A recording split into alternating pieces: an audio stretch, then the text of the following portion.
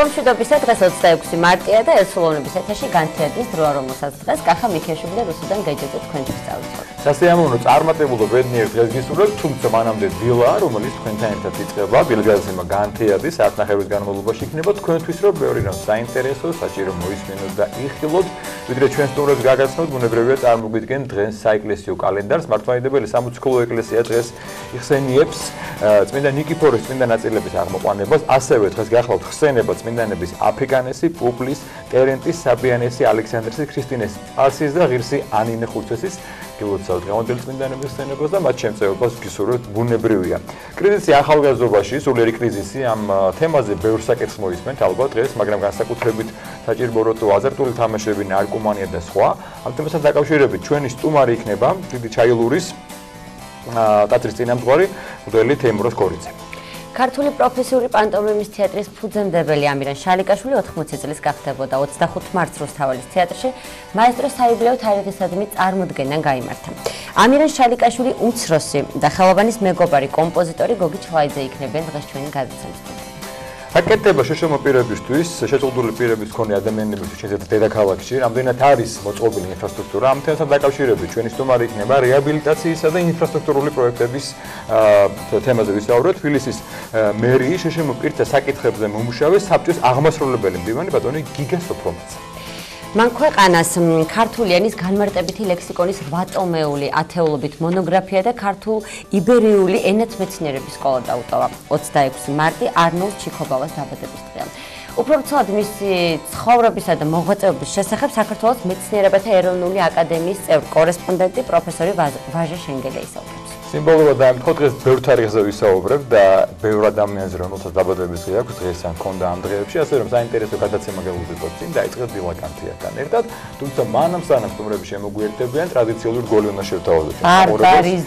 ბარბარიზმებისგან როგორ დავიცვათ თავი, როგორ ვიმეტყოლოთ სწორად და ასევე სიტყვების ეტიმოლოგია, რომელიც შეიძლება არც ვიცით ისევ ხმარობთ.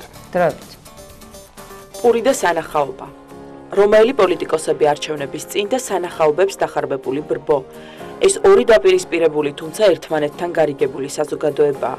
ასეთი იყო პირველი საუკუნის რომაელი პოეტის იუვენალის შეფასება. პოლიტიკოსები ამომრჩევლის მოსყიდვას უფასო პურის დარიგებით და სანახაობათა მოწყობით ცდილობდნენ. საქმე იქამდეც კი მივიდა, რომ 123 წელს პურის კანონი შემოიღო მმართველმა პარტიამ. ეს გამოთქმა ამომრჩევლის მოსყიდვის, პოლიტიკური პოპულიზმის სინონიმად იქცა. კოშკი და კიოსკი. ორივე სიტყვა სპარსულია. ისინი ერთი ძირიდან მომდინარეობენ და სპარსულ ენაში სასახლის აღნიშნავენ. ქართულ ენაში კოშკი ციხის, სასახლის მნიშვნელობით დამკვიდრდა. თუმცა სპარსულმა კოშკმა ევროპისკენ მოგზაურობა გააგრძელა და იქ პატარა ფარდულის აღნიშნულ სიტყვად იქცა. კიოსკი საქართველოში ევროპიდან უკან დაბრუნდა და ახლა ის ჩვენთანაც პატარა ჯიხურს ნიშნავს. გევხარ ცდარია სწორია გავხარ წეროთ და ვიმეტყველოთ სწორად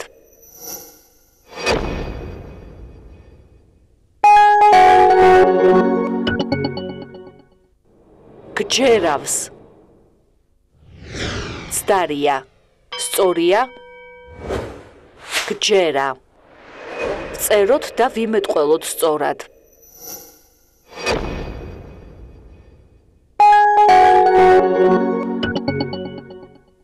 ნეგოციაცია, ბარბარიზმია. ქართულია, მოლაპარაკება. დაიცავი, სახელმწიფო ენა.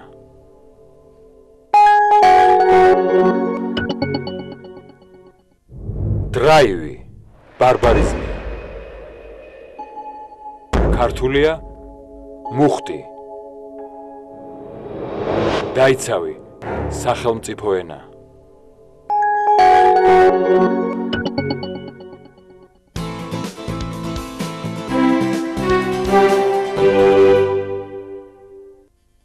ერთხელ ყოველას მოგესალმებით, დილის გადაცემა განთიადს უყურებთ. ახალგაზრდობის თემა ზოგადად ყოველთვის პრობლემატურია, სხვა საკითხებით, მაგრამ განსაკუთრებით ბოლო პერიოდში რაც ჩვენ გვესმის და რასაც ეკლესიას ამრაზ ეკლესია ამოყვებს ყურადღებას, ეს არის გარკვეულწილად ძალიან საჭირო პრობლემები, ეს არის აზარტული თამაშები, ნარკომანია, თვითმკვლელობის ძალიან გახშირებული ფაქტები. ამ თემასთან დაკავშირებით ჩვენი სტუმარი გახლავთ დიდი ჩაიალურში მდებარე ღვთისმშობლის შობის სახელობის ტაძრის წინამძღვარი ბელი თეიმურაზ ქორიძე. დილამშვიდობის ამამ თეიმურაზ. დილამშვიდობის, გაგახაროთ, გაგაძლიეროთ ღმერთმა მშვიდობიანი დღე უსურვოთ სრულიად საქართველოს და მთელ მსოფლიოს. განსაკუთრებით მნიშვნელოვანია თითოეული ადამიანისათვის, ქვეყნისთვის, ალბათ სამყაროსთვის ახალგაზრდა ადამიანის სულიერი მდგომარეობა. თუ როგორ გამოიყურება ის სულიერად, რადგან ეს პირდაპირ კავშირშია ქვეყნის მომავალთან, სამყაროსთან, პროგრესთან, განვითარებასთან, მაგრამ სამწუხაროდ ჩვენ ხშირად ხვდებით ახალგაზრდობაში იმ მანკიერებებს, რომელიც ხელს უშლის თვითონ ახალგაზრდას, რომ იგი რეალიზირებული იყოს სამყაროში, ის ჩამოყალიბებული იყოს სამყაროში, უკვე შემდგარი ადამიანი იყოს. ხშირად მიდრეკილებები აი ამ ყველაფერს ბინდავს, აცლის ადამიანს იმ საკუთარ ნიჭს, საკუთარ ძალას, რითაც შეუძლია ახალგაზრდას, რომ სრულყოფილებასაც კი მიაღწიოს, როგორც მათ ცხოვრება გვეუბნება, იყავით სრულვით, არცა მამაი, ჩემი ზეცათა ისრულარს. მაგრამ ამ ცხოვრების გზაზე ხშირად ახალგაზრდულ ასაკში თავს იჩენენ მიდრეკილებანი, რომლის შემდგომ გამოსწორებაც უკვე ძალიან რთულია ხოლმე, იმიტომ რომ ყველა ჩვევა, ყველა მიდრეკილება აბსოლუტურად თავს იყრის ახალგაზრდულ ასაკში და მერე ძალიან მძიმე ტვირთად აწვება ადამიანს. რა თქმა უნდა, არასდროს ჩვენ არ უნდა ვისაუბროთ არც ერთ სოდვაზე საჯულის სკამიდან და თიც არ უნდა ვიშვერდეთ, რომ აი რა ცუდია და ეს ნარკომანები და ეს აზარტულ თამაშებზე დამოკიდებული ადამიანები საჯულის სკამიდან არ საუბრობს ქრისტიანობა. არამედ პირიქით ჩვენ მათ უნდა დავანახოთ გზა თუ როგორ დაძლიონ ეს ყოველივე, რომ ამაზე დამოკიდებულება მათ საბოლოო ჯამში ბორკილებს ადებს და თავისუფლებას აკარგინებს, იმ თავისუფლებას, რომელიც ღმერთმა უდიდეს ჯილდოთ და ნიჭად მიცა თითოეულ ადამიანს. ამიტომაც ხშირად ადამიანებიც სამწუხაროდ მათზე საუბრობენ როგორც მსაჯულნი და მათკენ თიც იშვერენ, რომ ისინი ცუდნი არიან, ისინი არასწორად ცხოვრობენ, თითქოს საზოგადოებაში მიუღებელნი არიან და ამით უარესი ხდება. ხდება ის, რომ ისინი თვითონაც თვლიან თავს გარიყულად. ერთი უნდა გავყოთ ხოლმე ყოველთვის კატეგორია, არიან ადამიანები, რომლებიც მაგალითად მოიხმარენ ნარკოტიკულ საშუალებებს, იგივე აზარტულ თამაშებზე არიან დამოკიდებული და ამას არ მიიჩნევენ, რომ ეს ცუდია, ეს რაღაცა მანკიერება დამოკიდებული, ეს სხვა პრობლემაა, ეს უფრო მძიმე პრობლემაა, მაგრამ არიან ადამიანები, ვინც შეიძლება ამ ცოდვებზე დამოკიდებულნი არიან, მაგრამ მიიჩნევენ თავს ცოდვილად, ცდილობენ რომ ებრძოლონ ამ ყველაფერს. აი ამის გამიჯნა ყოველთვის უნდა მოახერხოთ და რაღაც თითქოს ერთ ქვაბში ამ ორივეს მოხარშვა ძალიან მძიმე შედეგს მოგვიტანს. მძიმეს იმიტომ, რომ ის ადამიანი, ვინც ცდილობს რომ ებრძოლოს ამ საკუთარ ცოდვას, ცდილობს რომ ებრძოლოს და გაუმკლავდეს იგივე ნარკომანიას, იგივე ნებისმიერ დამოკიდებულებას და მიდრეკილებას, ჩვენ მას ხელს ვკრავთ და ვეუბნებით, რომ შენ მიუღებელი ხარ საზოგადოებისთვის, შენ ცუდი ხარ საზოგადოებისთვის, არა და ცდილობს, არა და ებრძვის, მაგრამ არის მეორე ადამიანი, რომელიც ამას ამართლებს, რომლისთვისაც ეს კარგია, მისაღებია, მოსაწონია და ასეთ ადამიანს რა თქმა უნდა მოუწოდოთ სინანულისკენ, მაგრამ აი ასეთი ადამიანი უფრო ჩემთვის პირადად რაღაცნაირად გაკვირვებას და გაოცებას იწვევს, რადგან როდესღაც მასშიც მოხდა თავისი სინდისის ხმის ჩახჭობა. ხშირად არის, რომ ადამიანი ამ სინდისის ხმას კლავს, არჩევნის წინაშე დგება, აი რა ჭირს დღევანდელ ახალგაზრდობას, მათ დაივიწყეს ღმერთი, ღმერთთან ურთიერთობა. ოდესღაც დადგნენ ისინი არჩევნის წინაშე, ან უნდა აერჩიათ იგივე ნარკომანია, აზარტული თამაშები, რაღაცა სიამენი ამ ქვეყნიური, ან ღმერთი. ეს ორივე ერთად არ თავსდებოდა, არ ხერხდებოდა, რომ ორივე ერთად ყოფილიყო. ამიტომაც მათ ერთხელ თქვეს უარი ღმერთზე, ორჯერ თქვეს უარი ღმერთზე და შემდგომ, როდესაც სინდისმა შეახსენათ, რომ აი ეს ცოდვა, ეს მიდრეკილება, ეს ცუდია, ეს შენ არ დაგეხმარება განვითარებაში, მერე უკვე ამაზე უარის თქმა გაუჭირდათ. ამიტომ რაც ადვილი იყო, ის გააკეთეს, უარი თქვეს ღმერთზე და საბოლოოდ მივიღეთ რა თითქმის ახალგაზრდებს რო ვესაუბრებით, უმეტეს ნაწილს აქვს საკუთარი მწამს ჩამოყალიბებული. აი საკუთარი ღმერთი ყავთ, რაღაც საკუთარი სარწმუნოება აქვს, იმიტომ რომ სინდისი მაინც ყველა ადამიანს შეახსენებს ღმერთის არსებობას. ღმერთი მაინც გჭირდება, ხვდები რომ გჭირდება, მაგრამ ჭეშმარიტი ღმერთს ვერ უსწორებ თვალებს. ჭეშმარიტი ღმერთის გზით სიარული არ გინდა და არ ცდილობ. ამიტომაც უკვე იწყებს საკუთარი ღმერთის გამოგონება, საკუთარ მწამს, მე ასე მწამს. ხშირად როცა ვესაუბრებით ახალგაზრდებს, საუბრები გვაქვს, მათგან ყველაზე ხშირად ამ სიტყვას მოისმენთ, რომ მე ასე მწამს. და აი მე ასე მწამს არის რაღაც საკუთარი მწამსი, რომელიც ჩამოაყალიბა ახალგაზრდობამ, თითქოს უმეტესმა ნაწილმა, რა თქმა უნდა, ყველაზე არ ითქმის და ამ მე ასე მწამსში ცხოვრობენ, იმიტომ რომ ოდესღაც ჭეშმარიტ ღმერთს ვერ გაუსწორეს თვალები, იმიტომ რომ გითხრა ღმერთმა შეინანეთ, მაგრამ გაუჭირდა სინანული. სინანული ჭირდება აღიარება. რომ აღიარება სჭირდება თავმდაბლობა და მოგეხსენებათ ახლა ახალგაზრდობა ისეთია ცოტა სისხლი გიხურს ზარღვებში და რთულია თქვა რომ იცი რა მე ცუდი ცხოვრებით ვცხოვრობ. ამიტომაც როცა არ არის თავმდაბლობა, არ არის აღიარება ამ ყველაფრისა, თორე ღმერთს უნდა ჩვენგან მხოლოდ აღიარება. ღმერთი აღიარებას ითხოვს ჩვენგან და ამ აღიარებას მოყვება კიდევაც შემდგომ სინანული, ხომ? უძღებიშვილი რატომ შეიწნარა მამა? მან აღიარა რომ არასწორი გზით ცხოვრობდა. ესაა ყველაზე მთავარი და ყოველთვის ეს უნდა უთხრათ მათ, რომ უბრალოდ აღიარონ ეს ყველაფერი და დავიწყოთ გამოსწორება. მამა თემურო ძალიან ხშირად გვსმენია და თქვენ ალბათ განსაკუთრებით ზანეთ რო გაქვთ ხოლმე ურთიერთობა და შეხება როგორც მოწყობს ახალგაზრდობასთან, რომ იცით რა, ეს პრობლემა არის რაღაცა თავის გამართლების ერთგვარი მიზეზი იგივე მსინდის სისხლის თითქოს ჩახშობის, რომ ამ სოციალური პრობლემების გამო, უსახსრობის გამო, გარკვეული რაღაცა პირადი პრობლემების გამო სხვა რა გზა აქვს და დაიწყო თამაში, გასინჯა ნარკოტიკი, თითქოს ამაში პოვა ამ პრობლემების გადაფარვა. რაღაცნაირად თავის მართლების პოზიციაც არის ხოლმე. აი ამას რა შეფასებას მისცემთ? ალბათ ხშირად მოგისმენია თქვენც ეს გამართლება, რომ აი რა ვქნა, ისეთი პრობლემები მაქვს, პრობლემა სახში, რაღაც ფსიქიკური, ფსიქოლოგიური, რომ რაღაც ამაში რაღაც შვებას ვხედავ.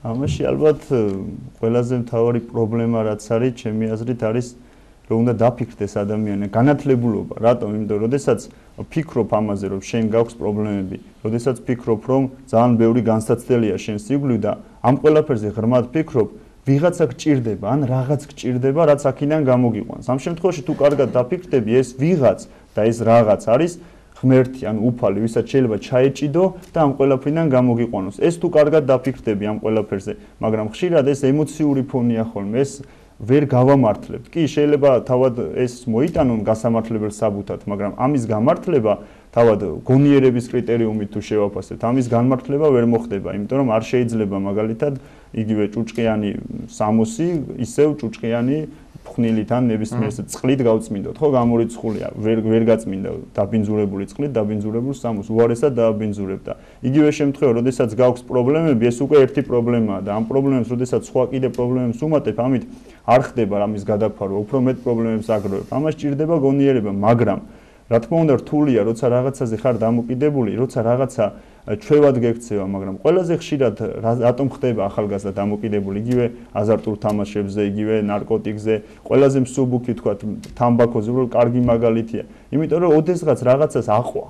ძირითადად არის ხოლმე ეს აყოლა მოდაზე, ესე ვთქვათ. აი რაღაცა იმ წრეში, იმ საზოგადოებაში მოხდის, სადაც ეს კარგ ადამიანობად, კარგ ბიჭობად, ესე ვთქვათ, აღიქმებოდა და შენც აყევი ამ ყველაფერს, აყევი და მე მიეჩვიე კიდეც. მე მართლა გახდი დამოკიდებული და უკვე ჩვევის მოშორება ძალიან რთულია. ძალიან ძნელია რომ რაღაცა ჩვევა მოიშორო, რაღაცა ჩვევაზე უარი თქვა, ეს უკვე ძალიან რთულია, მაგრამ ოდესღაც შეცდომა იქ იყო დაშვებული, რომ შეგეძლო ეს ჩვევათ არ ქცეულიყო, მაგრამ რაღაცა ისეთი საზოგადოების წრეში მოხვდი, ისეთ საზოგადოებაში თან ახალგაზრდულ ასაკს ახასიათებს ეს ამყოლობა. აყევი ამ ყველაფერს და ერთხელ, ორჯერ, სამჯერ, ყველა როგორ ფიქრობს, ხო, ვიღაცა ადამიანი რო იწყებს მაგალითად ბანკოს თამაშს, ის სულაც არ ფიქრობს, რომ შეიძლება თვითმკვლელობით დაასრულოს სიცოცხლე, მაგრამ ძირითადად და ბევრი შემთხვევა ასეთი, როდესაც ჩვენ თვითმკვლელობამდე მივდივართ. იგივე ვინც პირველად წამალთან ურთიერთობას იჭერს, არც ის ფიქრობს, რომ შეიძლება ამ წამლით მოკვდეს, ხო?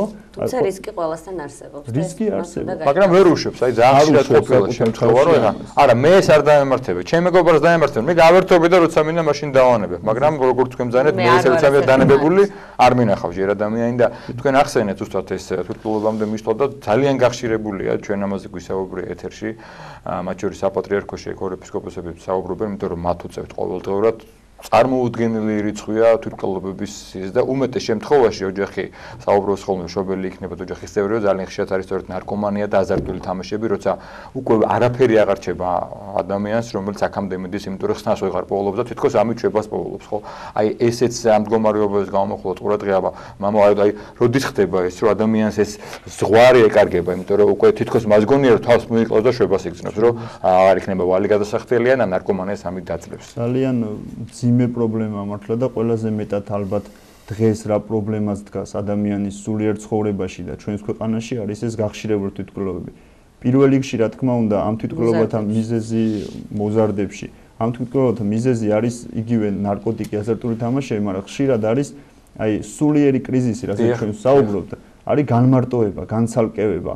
რომ ადამიანი რაღაცნაირად თავის თავში იკეტება, მას გვერდით არ ყავს მეგობარი, ისეთი ვისაც ეტყვის, გაუნდობს თავის ტკივილს და ის მას არ შეხედავს როგორც რაღაცა ცუდს, რაღაცა ცოდვილს, არამედ პირიქით ანუგეშებს. არ ყავს მოძღვარი, ვისთანაც მივადა, აი ამ ყველაფერს იტყვის და ამისგან დაიცლება, გაცარიელდება, რჩევას მოისმენს. რადგან არც ვერც მშობელთან მიდის, რადგან ადამიანი ფიქრობს, რომ მე რო ეს თქვა, რომ მე ესეთი ვარ, ყველასგან მივიღებ განკითხვას, ყველა ხელს მკრავს ამის გამო. მათ შორის ვერც მეგობარს უბედავ, ვერც მშობელს ვეუბნები, ვერც მოძღვარს ვეუბნები და უკვე ხდება ადამიანი თვით ჩაკეტილი. იკეტება საკუთარ თავში და ფიქრობ უკვე რომ შენვე გადაჭრა ეს პრობლემა, მაგრამ შენ უკვე აი ამ საკუთარ განცდებში, გზნობებში იმდენად ხარ ჩაკეტილი, რომ ვეღარ ახერხებ უკვე რომ ეს პრობლემები გადაჭრა, ვეღარ ერევი შენ თავს, არც ვერც სხვასთან მიდიხარ, იმიტომ რომ ხელის კვრას ელოდები სხვისაგან და ხდება ერთადერთი გზა, რომ უბრალოდ ამ ტკივილისგან განთავისუფლდე და ფიქრობ, რომ შენ ამ ტკივილისგან ამ საშუალებით განთავისუფლდები და ასრულებ თვითმკვლელობით ცოცხლს. ამ დროს ყოველთვის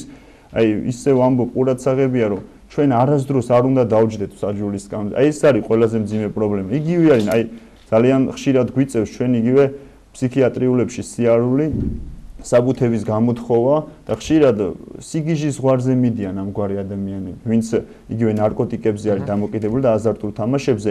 ჩვეულებრივად მათ აი დასკვნებში ისეთი რამ უწერიათ, რომ აი აბსოლუტურად ჩვეულებრივად არის ფსიქიატრიულად მდგრადი ადამიანი არ არის არც ერთი თითქმის უკვე როცა უკვე ბოლო პანიკურ ფორმაში არიან მისულნი. უკვე აი ფსიქიატრიულად არც ერთი მდგრადი ადამიანი არის. ისეთი დასკვნები აქვთ ჩვეულებრივად, რომ ისინი მკურნალობენ სამედიცინო ჩარევას, მას უკვე აღარ უშველის სხვა ჩარევა და ხშირად აი გვიწევს ჩვენ ზუსტად აი ამ საბუთებზე სიარული, იმიტომ რომ გვინდა რომ როგორღაც ისევ და ისევ მათ სულ შევეციოთ უკვე გარდაცვლის, უკვე იმ ქვეყნად წასვლს, მაგრამ ყველაზე აი 50-50-ზე თუ გავყოფთ 50% ალბათ ვინც თვითმკვლელობით ასრულებს სიცოცხლეს აზარტული თამაშებიდან ნარკომანიდან გამომდინარე არის ფსიქიატრიულად არამდგრადი. ფსიქიატრიულად ის არ იმყოფება ჯანმრთელ მდგომარეობაში.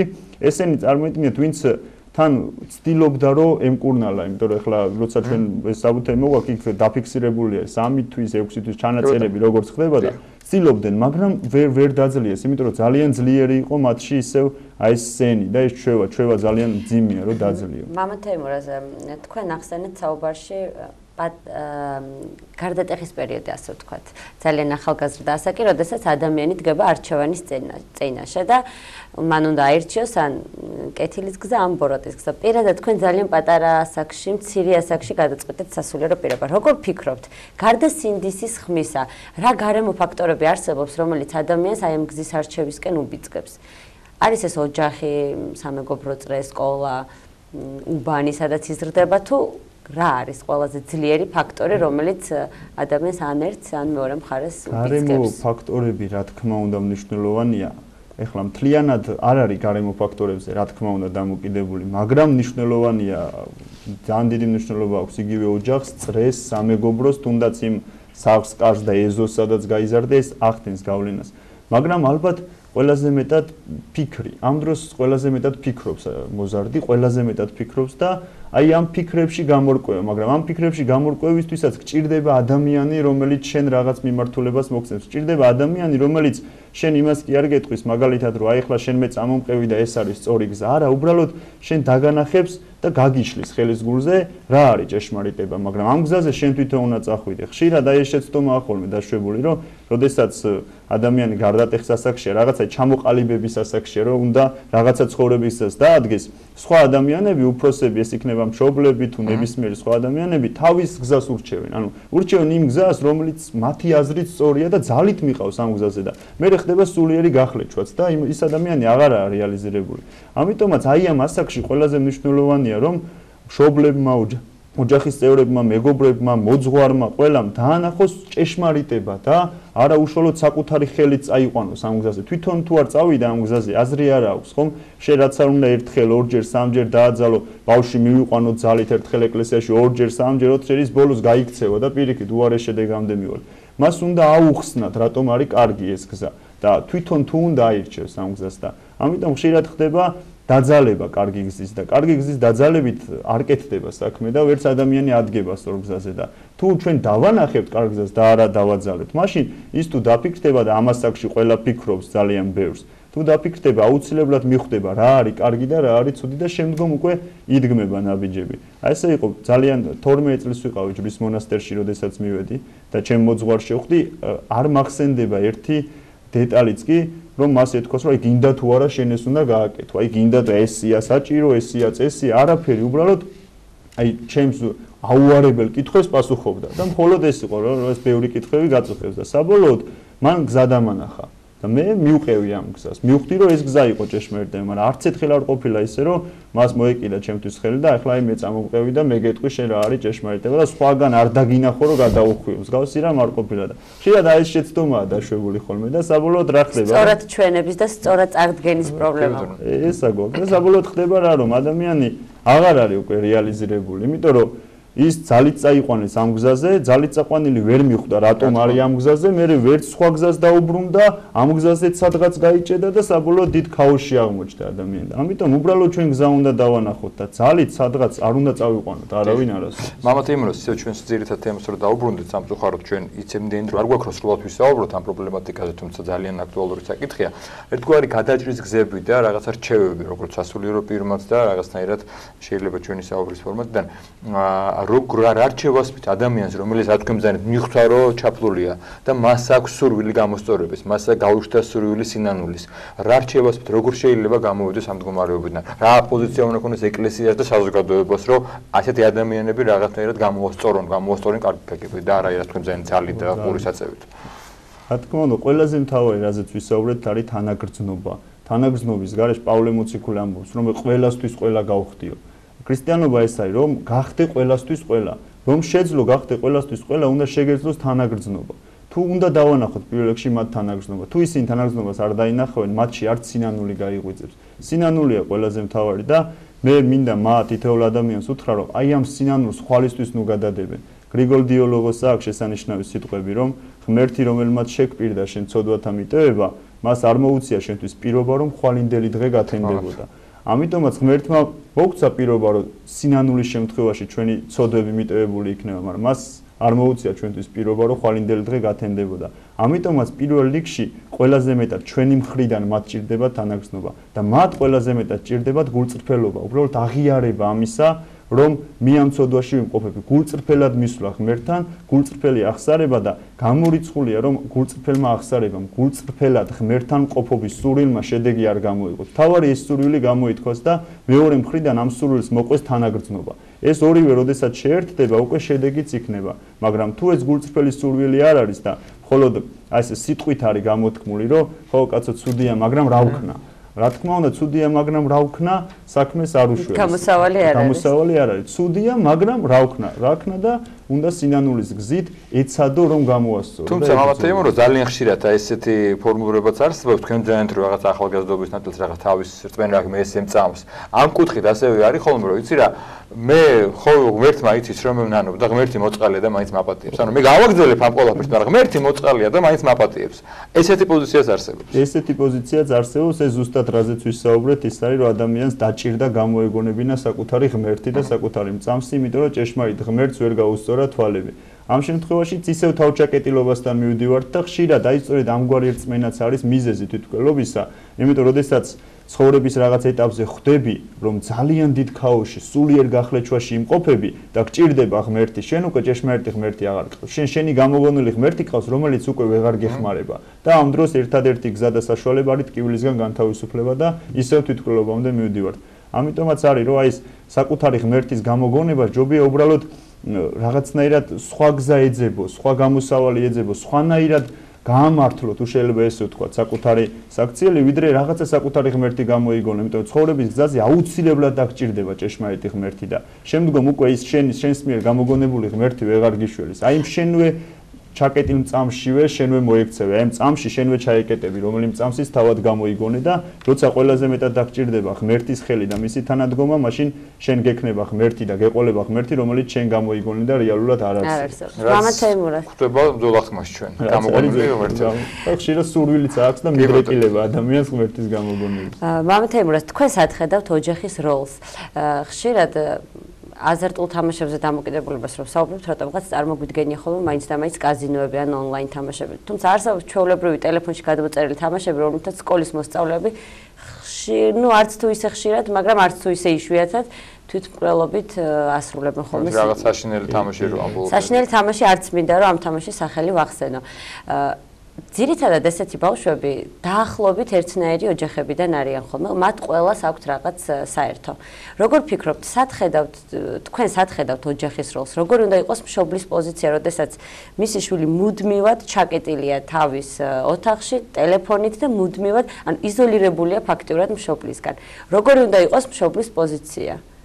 ხო, აი ძალიან მართლაც მძიმე პრობლემას მივადექით, რადგან ხშირად ჩვენც უყურებთ, რომ მშობლები არ ცდილობენ შვილების აღზრდას, არამედ უბრალოდ გაზრდას ცდილობენ და ხშირად შეიძლება მშობელი მთელი დღე მაგალითად ერთიც მეორეც ოჯახიდან გასულია და ასე შემდეგ, ოღონდ ბავშვი ჩუმად იყოს, ოღონდ ბავშვი კარგად იყოს, მას ყველაფერზე ეთანხმებიან, ყველაფერზე თანახმაა მშობელი, რომ ოღონდ ის კარგად იყოს, ხშირ შემთხვევაში საიდანაც იწყება აი დამოკიდებულება იგივე ნებისმიერ თამაშზე, თუნდაც ეს იყოს გასართობი თამაში და შემდგომში აზარტული, იწყება იქიდან, რომ ოდესღაც მას არ მიექცა სათანადო ყურადღება. იწყება საიდან, რომ ბავშვი ჩუმად არის, წყნარად არის, მშვიდად არის, ესე ვთქვათ, მშობელს არ აწუხებს, თავისთვის არის კარგად და მშობელიც თავს კომფორტულად გრძნობს, ბავშვის თავს კომფორტულად გრძნობს.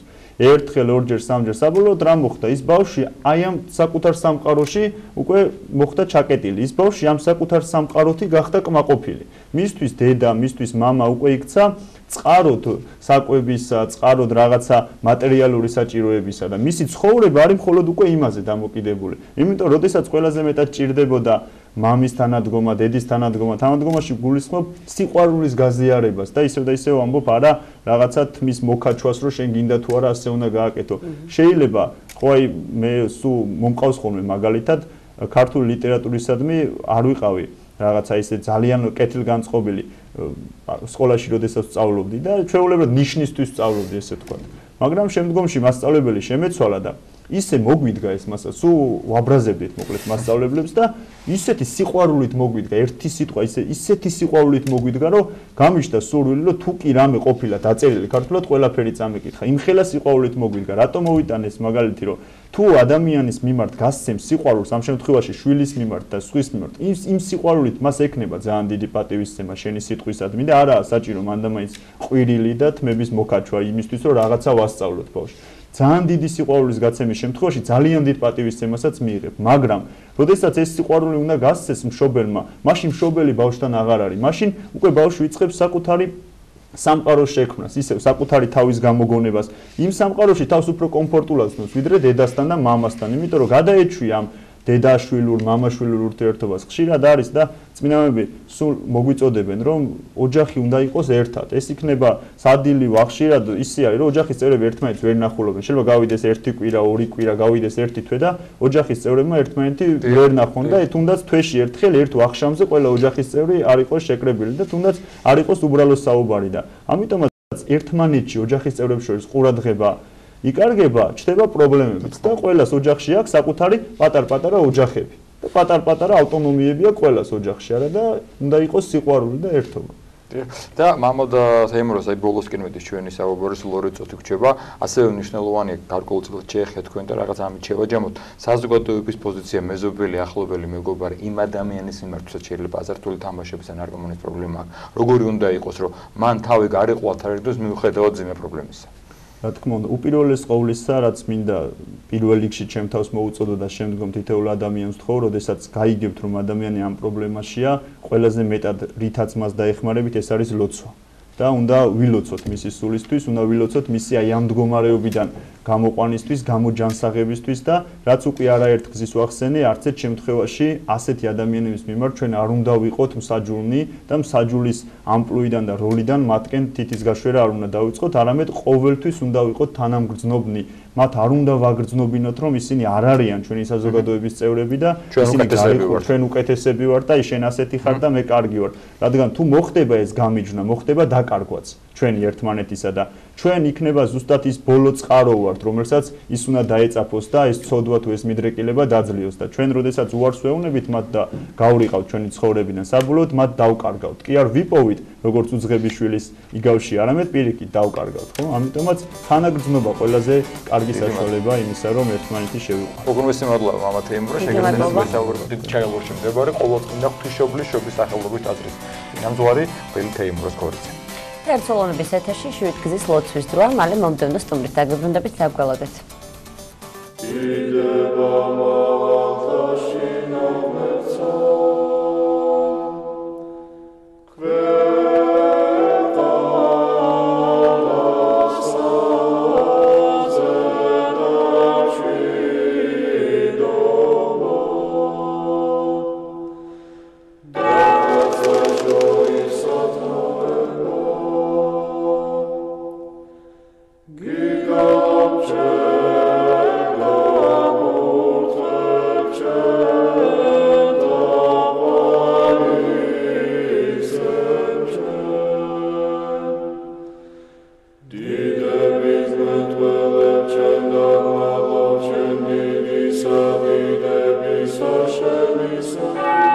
ჩვენო, რომელი ხარ ცათაშინა, წმინდა იყავ სახელი შენი, მოვედინ სუფევა შენი, იყავ ნება შენი, ვით არცა ცათაშინა, ეგრეცა ქვეყანასა ზედა, პური ჩვენი არსობისა, მომეც ჩვენ დღეს და მომიტევენ ჩვენ თანანადებნი ჩვენი, ვით არცა ჩვენ მიუტევებთ თანამდებთა მათ ჩვენთა, და ნუ შემივანებ ჩვენ განსაცდელსა, არამედ მიხსნენ ჩვენ ბოროტისაგან, რამე თუ შენი არს სუფევა, ძალი და დიდება, მამისა, დაძისა და წმინდისა სულისა, აწდა მარადის და უკუნითი უკუნისამდე.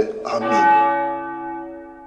მიწყალე მე ღმერთო, დიდითა წყალობითა შენითა და მრავლითა მოწყალებითა შენითა ახოცე უჯულოებაი ჩემი. უფროს განბანე მე უჯულოებისა ჩემისაგან და ცოდვათა ჩემთაგან გამწმინდე მე. რამე თუ უჯულოებაი ჩემი მე უწყი და ცოდვაი ჩემი წინაშე ჩემსა არს მარადის. შენ მხოლოსა შეგწოდე და ბოროტი შენ წინაშე ვყავ, რათა განმართლე სიტყვათაგან შენთა და ზლოს ჯასა შენსა. რამე თუ ესე რა უჯულოებათა შინა მიუდგა და ცოდვათა შინა მშამე დედამან ჩემა. რამე თუ ესე რა ჭეშმარიტება შეიყვარე, უჩინონი და დაფარულნი სიბნისა შენისანი გამომიცხადენ მე. მასხურო მე უსუბითა და განწმინდე მე.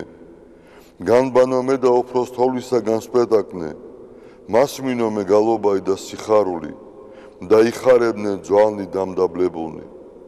გარე მიაქციე პირი შენი ცოდვათა ჩემთაგან და ყოველი უჯულოებაი ჩემნი ახოცე. გული წმინდა დაბადე ჩემთანა ღმერთო და სული წრფელი განმიახლე გვამსა ჩემსა. ნუ განმაგდებ მე პირისა შენისაგან და სულსა წმინდასა შენსა ნუ მიმიღებ ჩემგან. მომეცმე სიხარული მაცხოვარებისა შენისა და სულითა მთავრობისათა დამამტკიცე მე. ვასწავლე უჯულოთა გზანი შენი და უღმრთონი შენ და მოიქცენ. მიხსენ მე სიცხთაგან ღმერთო, ღმერთო ცხოვრებისა ჩემისაო. იხარებდეს ენა ჩემი სიმართლესა შენსა, უფალო, ბაგენი ჩემნი აღახვენ და პირი ჩემი უთხრობდეს ქებულებასა შენსა. რამე თუ უკეთუმცა გენება, მსხვერპლი შემცა მეწირა, არამედ საყვერთხი არ აგთნდეს. მსხვერპლი ღმრთისა არს, სული შემოსრული, გული შემოსრული და დამდაბლებული ღმერთმან არა შეურაცხყოს. კეთილი უყვა უფალო ნებითა შენითა სიონსა და აღეშენენ ზღუდენი იერუსალიმისანი, მაშინ გთნდეს მსხვერპლი სიმართლისა შესაწირავი და ყოვლად დასაწველი, მაშინ შესწირნენ საკურთხეველსა შენსა ზედა ზვარაკნი. დიდება მამასა და ძესა და წმინდასა სულსა, აწდა მარადის და უკუნითი უკუნისამდე. ამინ. ალილუია, ალილუია, ალილუია, დიდება შენ და ღმერთო. ალილუია, ალილუია, ალილუია, დიდება შენ და ღმერთო. ალილუია, ალილუია, ალილუია, დიდება შენ და ღმერთო ჩვენო, დიდება შენ და. ღვთისმშობელო ქალწულო გიხაროდენ, მიმადლებულო მარიამ უფალი შენთანა, კურთხეულ ხარ შენ დედათა შორის და კურთხეულ არს ნაყოფი მუცლისა შენისა, რამე თუ მაცხოვარე გვიშევ სულთა ჩვენთა. უფალო, დიდება შენ და ღმერთო, გაამთლიანე და გადაარჩინე საქართველო. უფალო, დიდება შენ და ღმერთო, გაამთლიანე და გადაარჩინე საქართველო. უფალო, დიდება შენ და ღმერთო, გაამთლიანე და გადაარჩინე საქართველო.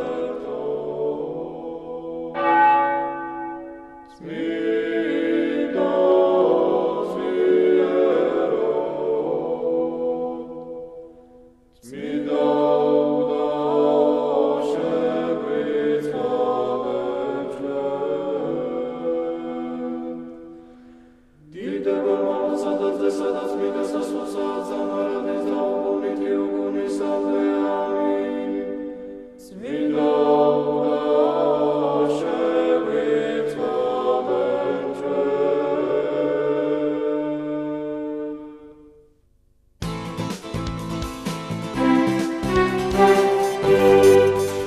ჩვენ საუბრობთ შეშრომი პირების პრობლემატიკაზე, ქალაქში ინფრასტრუქტურული პრობლემატიკაზე, ძირითადად რაც გვიწევთ ხოლმე საუბარი, რამდენად მოწესრიგდა, რამდენად გაუმჯობესება ამ კუთხით. ჩვენი სტუმარი გახლავთ თბილისის მერიის შეშრომი პირთა საკითხებზე მომუშავე საბჭოს აღმასრულებელი მდივანი ბატონი გიგა სოფრომაძე. დილამშვიდობისა ბატონო. დილამშვიდობის მოგესალმებით. დიდი მადლობა მოგზაინებისათვის. ძალიან მნიშვნელოვანი თემაა. ჩვენი ეთერის საშუალებით ვეხმაურებით ხოლმე ყავსტუმრები და ბუნებრივად ვაგრძელებთ ამ კუთხით საუბარს. თქვენ წარმომადგენლები ბრძანდებით მერიაში ამ საკითხზე მომუშავე საბჭოსი. რამდენად არის წინსვლა ინფრასტრუქტურით დავიწყოთ პირველ რიგში, იმიტომ რომ ადრე იყო წარმოუდგენელი პრობლემა. თითქმის შეუძლებელი იყო გადაადგილება. საბედნიეროდ ესეთი სახარბელო მდგომარეობა არ დღეს არ არის, მაგრამ ჩვენ ხედავთ პანდუსებს, გარკვეულ რაღაც წინსვლებს. აი თქვენ როგორ შეაფასებთ, როგორც წარმომადგენელი შეშრომი პირების და ასევე საბჭოს წარმომადგენელი. კი ბატონო. გეთანხმებით პრობლემა ნამდვილად აქტუალურია, სულ ყველაფერს თავი გავანებოთ, სოფლიო ჯანდაცვის ორგანიზაციის აღწერის მიხედვით სოფლიოს მოსახლეობის 15% არის შეზღუდული შესაძლებლობების მქონე პირი, მათ შორის საქართველოშიც თავისთავად ცხადია.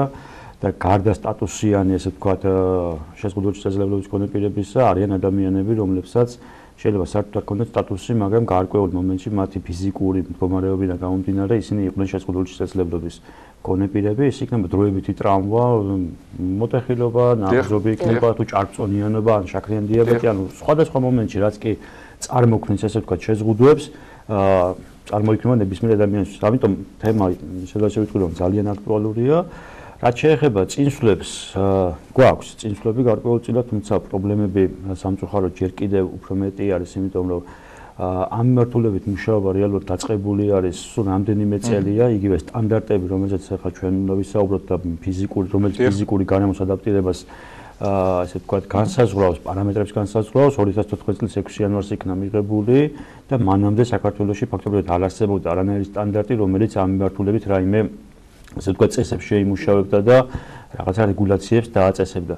შესაბამისად, მთელი ქვეყანა თამამად შეგვიძლია ვთქვათ, დაპროექტდა და აშენდა ისე, რომ შეზღუდული შესაძლებლობის მქონე პირები ფაქტობრივად არც არ არიან გათვალისწინებული და ჩვენ დღეს გვიწევს უკვე არსებული, ესე ვთქვათ, ნაკეთობების, შენობა ნაგებობებისა და ინფრასტრუქტურული ობიექტების გადაკეთება. ბატონო გიგა, როგორ ხდება? ახლებზე უკვე შესაბამისად სტანდარტის გავრცელება, რაც გარკვეულწილად მაინც კიდევ პრობლემა არის, იმიტომ ცნობიერება მოსახლეობაში სერიოზული პრობლემა არის. ბატონო გიგა, ახალი კორპუსები, როდესაც შენდება, ისინი უკვე გარკვეულწილად, პრინციპში თითქმის ყველა უკვე ადაპტირებულია ხოლმე შეშრომი პირებისთვის. უნდა იყოს.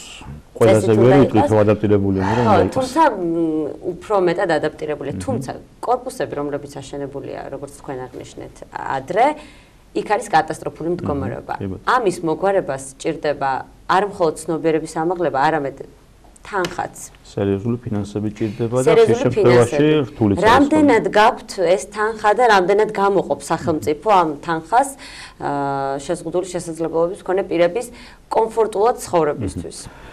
კი ბატონო, ან ჩვენთან ახლა როგორ არის აგიხსნით, მაგალითად საცხოვრებელი კორპუსები, სადაც ცხოვრობენ შეზღუდული შესაძლებლობის მქონე პირები, მათთან მიმდინარეობს ადაპტირების ინდივიდუალური სამუშაოები, ანუ არის პროგრამები მერიაში, პროგრამა, რომელიც კონკრეტულად შეზღუდული შესაძლებლობის მქონე პირებისათვის საცხოვრებელი ფართის ადაპტირებას გულისხმობს, ანუ ეს არის სადარბაზოზე პანდუსებისა და სპეციალური ამწე პლატფორმების დამონტაჟება.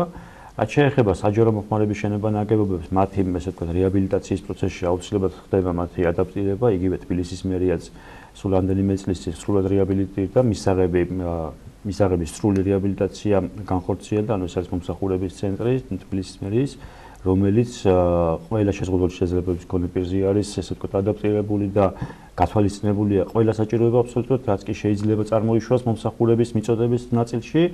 და იგივე პრინციპით მიმდინარეობს ყველა, ესე ვთქვათ, საჯარო შენობა-ნაგებობის ადაპტირება, რომელზეც კი ჩვენ რაიმე სამუშაოებს ვახორციელებთ. ამისთვის თვითონ ეტლით მოსარგებლებ უნდა გააკეთოს განცხადება მერიაში, თუ არის აუცილებელი, ამის ესე ვთქვათ, ეს ვალდებულება არის უკვე ჩადებული სტანდარტში, რომელიც ამოქმედა წეგანვაც ვახსენე, ანუ სამუშაოების დაგეგმვაში, დაპროექტებისას უკვე სავალდებულო გახდა მთელი ქვეყნის დონეზე. რომ შეზღუდული შესაძლებლობის მქონე პირთა საჭიროება იქნეს გათვალისწინებული. ბატონო გიგა, ასევე ერთი სიახლე, როგორც ვიცი, ეს ეხება ავტოსადგომებს ქალაქში. ჩვენ ვიცით, რომ როდესაც აჩერებს ავტომობილი განკუთვნილ ადგილას, პირდაპირ დაჯარიმება ხდება და ასევე წაყვანა და იზრდება ჯარიმაც 50 ლარამდე, ხო? კი, პარლამენტში უკვე ინიცირებული არის შედის ცვლილება ადმინისტრაციულ სამართალდამოუკიდებლობათა კოდექსში, როგორც ვიცი, და ჯარიმა ხდება თორწდები 50 ლარი. ბატონო გიგა, ხშირად როდესაც მოდიან ხოლმე ჩვენთან მერიიდან სტუმრად, გვეუბნებიან, რომ ჩვენ შემოყავს ახალი ავტობუსები, რომლებიც უფრო კომფორტულია, ნაკლები მანქანა იმოძრავებს. რა ხდება მეტროში? აი, პირადად თქვენ როგორ სარგებლობთ მეტროთი? ხო, ავტობუსი ხომ არ არის? არა, სამწუხაროდ მეტროს სადგურების სარგებლობა ამ ეტაპზე თბილისში ერთი მეტროს სადგური მაინც თუ არსებობს, სადაც შეგიძლიათ ჩახვიდეთ და ისარგებლოთ. ამ ეტაპისათვის ეტლით მოსარგებლე პირებისათვის ადაპტირებული მეტროს სადგურები სამწუხაროდ არ აქვს ამას თავის მიზეზები აქვს. იგივე ეს მეტროს სადგურებიც დაპროექტებული და შექმნილი არის იმ პერიოდში, როდესაც შესაძლებლობის მქონე პირებს აქ არ არსებობდნენ ქვეყანაში, დიახ, ეს პოლიტიკა ტარდებოდა მაშინ ესე იყო. ესე ვთქვათ, საზოგადოებაში მიწოდებული ინფორმაცია. მეტროს სადგურები არის, ესე ვთქვათ, ღრმა სიღრმეში არის, ანუ რამდენიმე ათეული მეტრის სიღრმეში არის, მის თავზე არის ინტენსიური განაშენიანება და წერტილები, სადაც უნდა დაყენდეს, ესე ვთქვათ, პლატფორმები და ლიფტები, ხშირ შემთხვევაში ამოდის ხოლმე დასახლებული პუნქტების თავზე. ამასთანავე ჩვენ ამართლებთ გვიმუშავია და არაერთ ესე ვთქვათ ექსპერტ შეხვედრებად და გაგვივლია კონსულტაციები. აქ პრობლემა არის ასევე თავად მეტროს სადგურის კონსტრუქცია, ანუ ეს როგორც აგვიხსნეს არის ეგრეთ წოდებული დაძაბული კონსტრუქცია, ესე ვთქვათ, რომლის ჭერის გახსნაც ლიფტის შახტის მოწყობისთვის შეიძლება არ იყოს თვალ უსაფრთხო და საერთოდ მეტროს სადგურის ანუ ამ კუთხით საშუალება არ გვაქვს. ამ კუთხით მიმდინარეობს მუშაობა ახლა რომ შევისწავლოთ ის მეტროს სადგურები, გამოვავლინოთ რომლის ადაპტირებაც შეიძლება მოხდეს, რაღაცა პროცენტულობით გაკეთდეს, ანუ ეს ევროპაში მაგალითად ესე არის, დაახლოებით 30% არის მეტროს სადგურების ადაპტირებული და გვინდა რომ მოეწყოს ესე ვთქვათ ტრანსპორტის სინქრონული მოძრაობა, რომ ანუ გარკვეულ მომენტებში ადამიანი გადაადგილდება მეტროთი, იქ სადაც შესაძლებელია, ხოლო მიწისზედა უკვე ავტობუსი იქნება და განაგრძობს მოძრაობას დანიშნულების. მიწისქვეშებში რა ხდება, რამდენად გამოსწორდა ეს პრობლემა? მიწისქვეშებში ზუსტად ჩვენ წინათვეს ჰქონდა ესე ვთქვათ კვლევასავით ჩავატარეთ, ანუ გავიარეთ მიწისქვეშა გადასასვლელები ჭავჭავაძიდანავლაბრამდე, ბოლომდე გავედით, კი ბატონო. და დავათვალიერეთ და გვინდა რომ მიმდინარეობს მუშაობა თბილისის ჯგუფი ახორციელებს მოლაპარაკებას ერთ-ერთ საერთაშორისო ორგანიზაციასთან, დონორ ორგანიზაციასთან, რომელიც გვაძლევს როგორც ვიცი გრანტს, რომ მოვაწყოთ ლიფტები და პლატფორმა გადასასვლელი. ოირა, კარგია და მიწისზედა გადასასვლელებს რაც შეეხება მიწისზედა გადასასვლელებზე უკვე აქ იყოს საუბარი რომ ოირა, კარგია. იმიტომ რომ ევროპის სტანდარტი ესეთია, რომ ზევით უხდება ყველაფერი, აქნება მიწისქვეშა ან პირდაპირ იმას ზედახიდები უხდება ზოგადად. ერთ მოსარგებლეს კი უბრალოდ მოხუც ადამიანსაც უჭერს. კი ბატონო, ეს მიწისზედა გადასასვლელები თავის დროზე როგორც ინფორმაცია მაქვს, სხვა მიზნით იქნა გაკეთებული, ანუ ეს იყო უფრო სარეკლამო მიზნებით გამოყენებული და დღემდე სარეკლამოდ გამოიყენება, იმიტომ რომ მისი კონსტრუქცია იმდენად შექმნის დროს, იმდენად არ ითვალისწინებს ადამიანის საჭიროებას, რომ გეთახმებით ნამდვილად არაპრაქტიკულია მასზე გადასვლა და საჭიროა რომ კი ბატონო, ჩვენს სასაუბრო თემას დავუბრუნდეთ, რომ ჩვენ საუბრობთ გარკვეულ პრობლემატიკას ინფრასტრუქტურული მოწყობის შემდეგ, მაგრამ მე ვფიქრობ, მთავარი პრობლემა მაინც იყო და ისევ არის საზოგადოების დამოკიდებულება. ამ კუთხით ალბათ ყველაზე მეც მუშაობთ, იმიტომ რომ იყო ეს პრობლემა, მოდი პირდაპირ ვთქვა, რომ თითქოს რაღაცა შემოპირების სხვანაირი ადამიანები იყვნენ და დანარჩენი საზოგადოება სხვანაირი. ეს რა თქმა უნდა ნამდვილად აღარ არის გამოსწორებულია, მადლობა ღმერთს, მაგრამ ალბათ ბოლომდე აღმოფხვრილი არ არის. არა, სამწუხაროდ ეს პრობლემა გვაქვს, იმიტომ რომ ჩვენს რეალობას რო გადავხედოთ, ან თაობები გამოიზარდა იმ ცნობიერებაში, რაც აღარ თქვით, რომ შეზღუდული შესაძლებლობები არ არსებობდა ქვეყანაში და შეშემპირები არ არსებობდნენ. ეს ითვლებოდა თავის დროზე ნაკლად შეიძლება ითქვას, ხო, იმიტომ რომ ეს ოჯახის ნაკლად ითვლებოდა. პრობლემები ერიგებოდა თუ ესეთი შვილი ყავდა. გემდი არის ესე რეგიონებში განსაკუთრებით კიდევ გვაქვს ესეთი მდგომარეობა და შესაბამისად ამ ცნობიერებაში ჩამოყალიბებული საზოგადოება უყურებს შესაბამისად ცნობიერების შესაბამისად გვიყურებს შეზღუდული შესაძლებლობის მქონე პირებს, რაც სერიოზულ პრობლემებს იწვევს დღემდე, იმიტომ რომ სამუშაოებს ხა ერთია რომ ახორციელებს თბილისის მერია და ახორციელებენ გამგეობები და სხვადასხვა მუნიციპალიტეტები და სახელმწიფო უწყებები და მეორეა რომ თავად საზოგადოება ახორციელებს სხვადასხვა სახის ინფრასტრუქტურულ სამუშაოებს, ხო იგივე კერძო სექტორი, რომელიც ასე ვთქვათ ბიზნესს არეგულებს სხვადასხვა მიმართულებით, იგივე რაც წეგან თქვით რომ მაღაზიები არ არის ადაპტირებული, არ არის ადაპტირებული აფთიაქები, ბანკები, არაფერი ფაქტიურად. ეს ძირითადად ყველა კერძო სექტორის დაქვემდებარებაში არის და მათი ესე ვთქვათ ვალდებულება რომ იყოს ადაპტირებული და მათი ვალდებულება იქნეს გათვალისწინებული შიშემეთა საჭიროებები. ეს ნებაყოფლობითი ვალდებულება, მას ნებაყოფლობითი მაგას უკვე ხო გააკეთებთ. კი, არა, უკვე ვალდებულებთ და ვაკონტროლებთ კიდეც და გარკვეულწილად პროგრესი გვაქვს ამ მიმართულებით და გამოსწორებულია სამუშაოები, თუმცა იმდენად სიღრმისეულია პრობლემა და იმდენად მოცულობითია, რომ ხშირ შემთხვევაში ის რაც ჯერჯერობით არის გაკეთებული, მაინც სხვაში წვეთი არის, ხო, იმიტომ რომ ჩვენ ძირითადად ვეხებით, ანუ სტანდარტის ამოქმედების შემდეგ ჩვენ ასე ვთქვათ შესაძლებლობა მოგვეცა შევეხოთ იმ ობიექტებს, რომელიც ეხლა პროექტდება ან რომელიც რეკონსტრუქციის ფაზაში არის. და ძალიან ბევრი ობიექტია, რომელზეც სამუშაოები არ არის დაგეგმილი ჯერჯერობით და მერიაში არ შემოსულა მათზე სანებართვოდ, ასე ვთქვათ, პროექტი, რომ მათ ჭირდებათ რაიმე სახის, ასე ვთქვათ, რეკონსტრუქცია. ბატონო გიგა, მოდით სკოლებზე და ბაღებზე გადავიდეთ, სადაც ასევე ძალიან ბევრგან არ არსებობს პანდუსი. ამ კუთხით მუშაობთ თქვენ? სკოლები, ჩემი შვილები სადაც დამყავს ბაღში მაგალითად შესასვლელში არის პანტუსი და მე უკვე ოთახებში ვერ ადიან. ანუ ვიზუალურად ჩანს რომ თითქოს არის, მაგრამ ნუ ბოლომდე ვერ ახვალ და გამორიცხულია ხა ეს უაზრობა. ვერ გავხდება, მაგრამ ესეც ცნობიერების. არამდე შედიხარ და მეც ვეღარ შევ. ცნობიერებიდან გამომდინარე ესე ვთქვათ წარმოქმნილი დამოკიდებულება არის, რომ პანდუსი გონიათ მხოლოდ ადაპტირება, არადა ადაპტირება გულისხმობს ესე ვთქვათ უნივერსალურ დიზაინს, რომელიც გამორიცხავს ყველა ბარიერს, მინიმალურიდან მაქსიმალურამდე იქ არის. კარის სახელურები იქნება, კარის ჩარჩოსხეულები იქნება, სველი წერტილები მათ შორის თავის თავაცხადია, კიბის საფეხურებს თავის სტანდარტი აქვს, მოაჯირ თავის სტანდარტი აქვს და ჩვენ თუ საუბრობთ, უნდა იყოს ადაპტირებული, უნდა იყოს სრულად, ესე ვთქვათ, გათვალისწინებული ყველა საჭიროება. რაც შეეხება უშუალოდ კითხვას, ახლა სკოლების ნაწილი თბილისის მერიას არ ექვემდებარება, ანუ ეს განათლების სამინისტროს თემა არის და აქაც ვიტყვი რომ მათთან თანამშრომლობთ და ვიცით რომ გარკვეული წინსვლები აქვს და მიმდინარეობს მუშაობა, რაც შეეხება ბაღების ნაწილს. ჩვენ რამდენიმე ათეულ ბაღს ვაშენებთ უკვე ყოველწლიურად, ყველა ბაღი არის სრულად ადაპტირებული უნივერსალური დიზაინის პრინციპით, ანუ იქ გადაადგილება უკვე ლიფტებითაც არის შესაძლებელი შიდა სივრცეში. უკვე აშენებულ ბაღებში შესაძლებლობიდან გამომდინარე ხდება, ასე ვთქვათ, გადაკეთება. ხშირ შემთხვევაში თვითონ კონსტრუქცია არის იმდენად სხვანაირად დაპროექტებული, რომ ფიზიკურად არ გვაძლევს საშუალებას, რომ გარკვეულად ბევრი სამუშაოები ჩატარდეს შიგნით. დამატანავე ბაღების ნაწილში დავამატებ, ანუ ჩვენთან ფიზიკურ ადაპტირებაზე მარტო არ მიმდინარეობს მუშაობა, იმიტომ რომ განათლების ნაწილი ერთ-ერთი ძალიან მნიშვნელოვანი კომპონენტი არის თავად როგორც შეზღუდული შესაძლებლობის მქონე პირებზე, ასევე ზოგადად საზოგადოების ცნობიერების, ესე ვთქვათ, გაზრდის ნაწილში და თავისთავად ცხადია ბაღი და დაწყებითი განათლება ეს არის უპირველესი საფეხური, საიდანაც ადამიანის ცნობიერება ყალიბდება და ამ მიმართულებითაც აქტიურად მუშაობთ, ანუ ინკლუზიური განათლება დაწყებულია ყველა ბაღში და ყველა ბაღს ყავს მულტიდისციპლინური გუნდი, რომელიც ახდენს, ესე ვთქვათ, ბაღებში შეზღუდული შესაძლებლობის მქონე ბავშვების საგანმანათლებლო პროცესში სრულ ჩართულობას და ეფექტურ ჩართულობას, რა თქმა უნდა, რომ ეს ბავშვებიც და ტიპური განვითარების მქონე ბავშვებიც იყვნენ ერთად ერთ სივრცეში, რომ თავიდანვე თუმცა იქამდე უნდა მივიდნენ თავისი ფეხით. ხო, რა თქმა უნდა, იქამდე უნდა მივიდნენ თავისი ფეხით და ამაზეც როგორც აღნიშნე მუშაობა მიმდინარეობს. ყველაზე მეტად რა პრობლემებს აწდებით ქალაქში ან ქვეყანაში?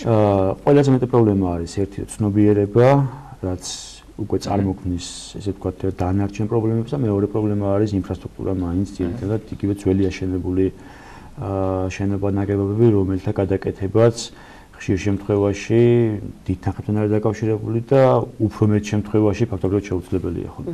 ბატონო გიგა, თქვენ ბრძანდებით თბილისის მერის წარმომადგენელი, თუმცა ეტყვით მოსარგებლე ადამიანები თბილისის გარეთაც ცხოვრობენ და ისინი 100-ჯერ უფრო კატასტროფულ პირობებში ცხოვრობენ, იმიტომ რომ შეიძლება სახლიდან გამოსასვლელი გამოსვლაც კი არ შეუძლია. შეიძლება და ეს პრობლემები დგას ბევრ მუნიციპალიტეტში. ამ ხრივ რაიმე დახმარებას თუ წევს მაგალითად თქვენი სამსახური არა თბილისში მცხოვრებ შეზღუდული შესაძლებლობის მქონე პირებს. კი ბატონო, ჩვენ ესე ვთქვათ, ისინი ჩვეულებრივ ჩვენი საზოგადოების წევრები არიან, არ აქვს მნიშვნელობა, ქალაქ თბილისში ცხოვრობენ თუ სოფელ რაღაცა. კი ბატონო. ჩაილურში. გეთანხმებით.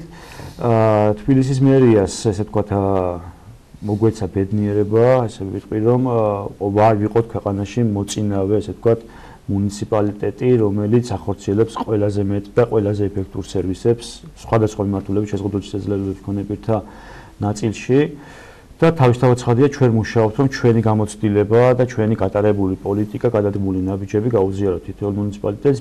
პირადად მე ჩავდივარ მუნიციპალიტეტებში და მათთან ერთად მუშაობთ. იქ არის შეხვედრები როგორც არასამთავრობო ორგანიზაციებთან, ასევე თითოეულ მუნიციპალიტეტის წარმომადგენლებთან იქ არის საბჭოები შექმნილი, ანუ ეს ვალდებულება არის იგივე საბჭო, რომელსაც მე წარმოვადგენ დღეს თბილისის მერიიდან თითოეულ მუნიციპალიტეტში უნდა იყოს შექმნილი და ძალიან ბევრ მათგანში შექმნილი არის. თუმცა ცნობიერებიდან გამომდინარე, იქაც პრობლემა არის საბჭოების ეფექტურ მუშაობაზე და ჩვენ ამ ნაწილშიც ჩავდივართ ადგილზე მუნიციპალიტეტებში და რამდენიმე დღიან სამუშაოებს ვატარებთ, რომ ჩვენი გამოცდილება გაუზიაროთ, ჩვენი ესე ვთქვათ შეცდომებისად იყო, ხარვეზებისად იყო, ძლიერი მხარე, სუსტი მხარეები, ანუ დეტალურად და კი, რა თქმა უნდა, მათი მხარდაჭერა არის და мотиваციაც მათშიც გაიზარდა, იმიტომ რომ ნახეს, რომ სწორად დაგეგმილი სამუშაოების შემთხვევაში შესაძლებელია მიიღწეს ის ესე ვთქვათ შედეგები და წარმატებები, რაც ჩვენ გვაქვს და დღეს უკვე საქართველოში ფაქტობრივად აღარ არსებობს უწყება, რომელმაც შეიძლება თბილისის მერია გააკრიტიკოს და ესე ვთქვათ ბრალი დადოს, რომ რომელიმე სამუშაო ხორციელდება არაეფექტურად და შესაბამისად სხვა მუნიციპალიტეტებსაც უკვე გაუჩნდათ мотиваცია და სურვილი, რომ გაიმეორონ იგივე და კი, რა თქმა უნდა, მოგბაძონ და ჩვენს დიდი სიამოვნებით ვეხმარებით და უკვე ნახეს, რომ არაფერი სირთული არ არის, ძირითადად ყველა პრობლემა, რაც გამოწვეულია, მაინც გამოწვეულია შიშისგან, რომ მაინც ეშინიათ, რომ ახალი თემა არის სიფრთხილის და კი ბატონო გიგა, ჩვენი საუბარი დასასრულს უახლოვდება, თუმცა მაინც მინდა თქვენგან მოვისმინო რჩევა. რა რჩევებს აძლევთ საზოგადოებას, როგორი უნდა იყოს მათი დამოკიდებულება და მათი პოზიცია შეზღუდული შესაძლებლობების მქონე ადამიანების მიმართ. როგორი უნდა იყოს ჩვენი სწორი მხარდაჭერა? კი ბატონო. პირველი რასაც ვიზახი ხოლმე, ჩვენ ასე ვთქვათ, ამას ვეუბნები, რომ მუნიციპალიტეტის წარმომადგენელ პირებს ხშირად ამბობენ ფრაზას, რომ ჩვენ ვეხმარებით შეზღუდული შესაძლებლობის მქონე პირებს, რომ აი მაგალითად მიიღონ განათლება. ჩვენ არაფერში არ ვეხმარებით, ეს არის თითოეული ჩვენგანის ვალდებულება, ეს უნდა შესრულდეს. იმიტომ ჩვენ იმიტომ მუშაობთ საჯარო სამსახურში და იმიტომ ვიღებთ ხელფასს, რომ ვალდებულება, რომელიც ავიღეთ, უნდა იქნეს შესრულებული. შეზღუდული შესაძლებლობის მქონე პირები არიან საზოგადოების სრულფასოვანი და სრულუფლებიანი წევრები და სარგებლობენ ზუსტად იგივე უფლებებითა და მოვალეობებით, რასაც ერთად საზოგადოების დანარჩენი წევრები. შესაბამისად, ცნობიერებაში აუცილებელია შევიცვალოთ დამოკიდებულება და ტერმინი და აღარ ვიხმაროთ ფრაზა, რომ ვეხმარებით.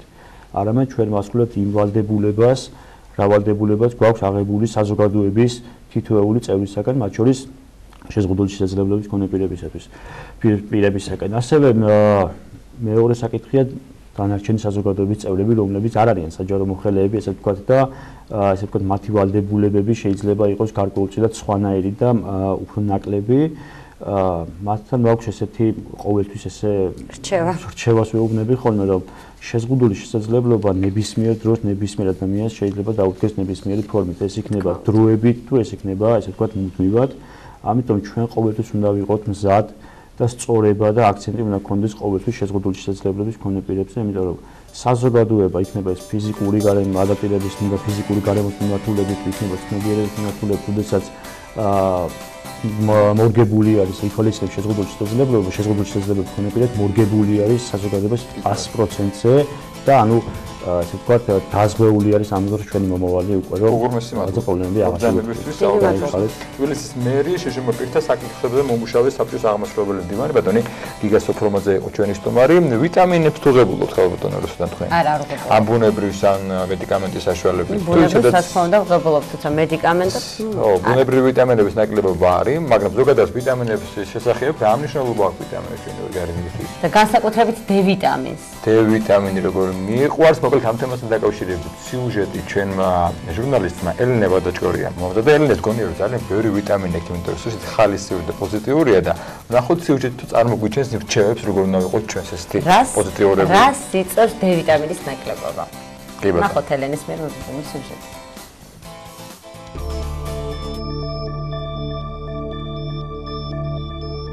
1922 წელს მეცნიერებმა რიგით მეოთხე ვიტამინი აღმოაჩინეს და მას ამბანის მიხედვით D ვიტამინი უწოდეს. ის ხელს უწყობს კალციუმის, რკინის, მაგნიუმის, ფოსფატის, თუთიის შეწოვასა და ძვლის ზრდის სტიმულირებას. თუმცა რა როლი აქვს ჩვენი ორგანიზმის გამართული ფუნქციონირებისთვის ვიტამინ D-ს, ამის შესახებ უფრო დეტალურად პედიატრი ინგა მამუჩიშვილი გვესაუბრა. D ვიტამინი ეს არის ერთ-ერთი უმნიშვნელოვანესი ვიტამინი, რომელიც ყველაზე უფრო მეტად ჭირდება ადამიანის ორგანიზმს და ვინაიდან ასია, მას დღეს ძალიან ძლიერ სტეროიდათაც მოიხსენიებენ, ანუ დღეს უკვე თანამედროვე ლიტერატურაში მოიხსენიება როგორც D ჰორმონი. პროფილაქტიკური დოზა D ვიტამინის ეს არის 400 საერთაშორისო ერთეული, 400 საერთაშორისო ერთეული საჭიროა იმისათვის, რომ მან მოახდინოს, ანუ ყველა ორგანოში და ყველა ყველა ორგანოთა სისტემაში არის რეცეპტორები, რომელიც ასე ვთქვათ თხოულობს D ვიტამინს და აი კალციუმის და ფოსფორის ტრანსპორტს, რასაც ტრანსპორტი ქვია, რომ მიიტანოს დანიშნულების ადგილამდე, როდესაც შეიქმნება უკვე ძვლოვანი მატრიქსა ორგანიზმის და საჭიროა ძვალში კალციუმის და ფოსფორის და მისი მარილების ჩალაგება, აი ამას ახორციელებს ვიტამინი D. როგორც სპეციალისტი ამბობს, D ვიტამინს გააჩნია სიმსივნური პროცესების პრევენციისთვისება. ბოლო პერიოდში გამოქვეყნებულ კვლევებზე დაყრდნობით კი სწორედ მისი ნაკლებობა ხდება ხშირად სტრესისა და შფოთვის მიზეზი.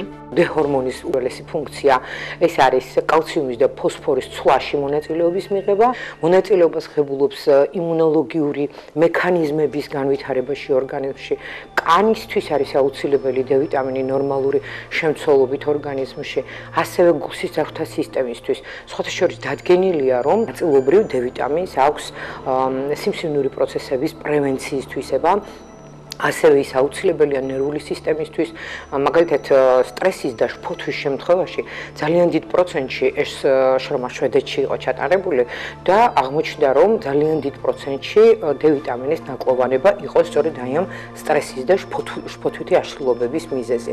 D ვიტამინი განსაკუთრებით მნიშვნელოვანია ბავშვთა ასაკში. მისი ნაკლებობა სერიოზულ პრობლემებს უქმნის მოზარდის ძვლოვანი სისტემის სწორად განვითარებას და არაერთ პათოლოგიას იწვევს. ბავშვთა ასაკში D ვიტამინის ნაკლოვანება პირველ რიგში ვლინდება ხოლმე ისეთი სიმპტომებით, როგორიც არის ოფლიანობა, მომეტებული ოფლიანობა, ჰიპერჰიდროზი, ანუ როდესაც ბავშვი ღამის განმავლობაში რამოდენიმეჯერ სველდება, ოფლს აქვს რაღაცა მომჟავო სუნი, ბავშვი აგზნებულია, ტირის, უჭირს ჩაძინება, აღენიშნება უმადობა, აღენიშნება დღის განმავლობაში უაზრო ტირილი და კაპრიზი. ამასთან ერთად შეიძლება იყოს დროთა განმავლობაში უკვე, რა თქმა უნდა, გაძვალების პროცესების დაგვიანება. ადგილი აქვს ხოლმე კიდურების დეფორმაციას, როგორიც არის დაუშვათ O-ს მაგვარი კიდურები, X-ის მაგვარი კიდურები. D ვიტამინის ძირითად და ყველაზე ბუნებრივ წყაროს მზის სხივები წარმოადგენს. ძალიან მწირია იმ პროდუქტების ჩამონათვალი, რომელიც შეიცავს ან გამდიდრებულია აღნიშნული ვიტამინით. მაგალითად, ცხოველური წარმოშობის პროდუქტებიდან D ვიტამინი გვხვდება თევზის ქონში, კვერცხის გულში, ხიზი ლალაში, რძის ნაწარმში, ყველსა და კარაქში. თუმცა, როგორც პედიატრი ამბობს, საკვების გზით მიღებული D ვიტამინი ძალიან მცირე რაოდენობით გვხვდება ადამიანის ორგანიზმში და მისი მიღების ყველაზე ეფექტური გზა მზის აბაზანებია. ამერიკის პედიატრთა აკადემიის მსოფლიო ჯანდაცვის ორგანიზაციის მოწოდებით 2 წლამდე ასაკის ბავშვი რეგულარულად უნდა ღებულობდეს ვიტამინ D-ს. ვიტამინი D ორი სახით არის წარმოდგენილი. ეს არის ერგოკალციფეროლი, რომელსაც ადამიანი ღებულობს საკვების სახით, რომელ საკვებშია ის დიდი რაოდენობით არის კვერცხის გულში, არის თევზში, არის კარაქში, არის რძეში, მაგრამ თქვენ წარმოიდგინეთ, რომ ადამიანმა დღის განმავლობაში უნდა მიიღოს 400 გრამი კარაქი. 1 ლიტრი რძე და უშუალოდ 100 გრამი ცხიმიანი თევზი, რომ შეივსოს ეს რაოდენობა 400 საერთაშორისო ერთეული პროფილაქტიკური დოზა D ვიტამინის, რაც შეუძლებელია პრაქტიკულად. მაგრამ აი მზის მეშვეობით ქოლეკალციფეროლი, რომელიც გამომუშავდება ადამიანის კანში და კანის ცხიმოვან ნაწილში, ეს არის ის რაოდენობა, რომელიც ადამიანისთვის აუცილებელია დღის განმავლობაში ორჯერ ნახევარი საათი, განსაკუთრებით 12 საათისთვის და მეორეჯერ სადღაც 17-18 საათისთვის, განსაკუთრებით თავი, შიშველი ხელები, ფეხები, სადაც უფრო მეტად გამომუშავდება ვიტამინი D, მზის მეშვეობით არ შეიძლება ბავშვის დაბანა მომენტალურად, უნდა გავიდეს დაახლოებით 1 საათი, 2 საათი მაინც, რომ მერე დავბანოთ ბავშვი, რათა მოხდეს D ვიტამინის წარმოქმნა კანში. D ვიტამინის დეფიციტი არის ჰორმონის დეფიციტი და მისი შედეგები ბევრად უფრო საზიანოა ორგანიზმისთვის, ვიდრე ნებისმიერი სხვა ვიტამინის ნაკლებობა. სპეციალისტები გამოსავალს დაავადების ადრეულ დიაგნოსტირებაში ხედავენ, რადგან ამ დროს ვიტამინის ნაკლებობისგან გამოწვეული რიგი პრობლემების გადაჭრისა და გამოჯანმრთელების შანსი საკმაოდ მაღალია.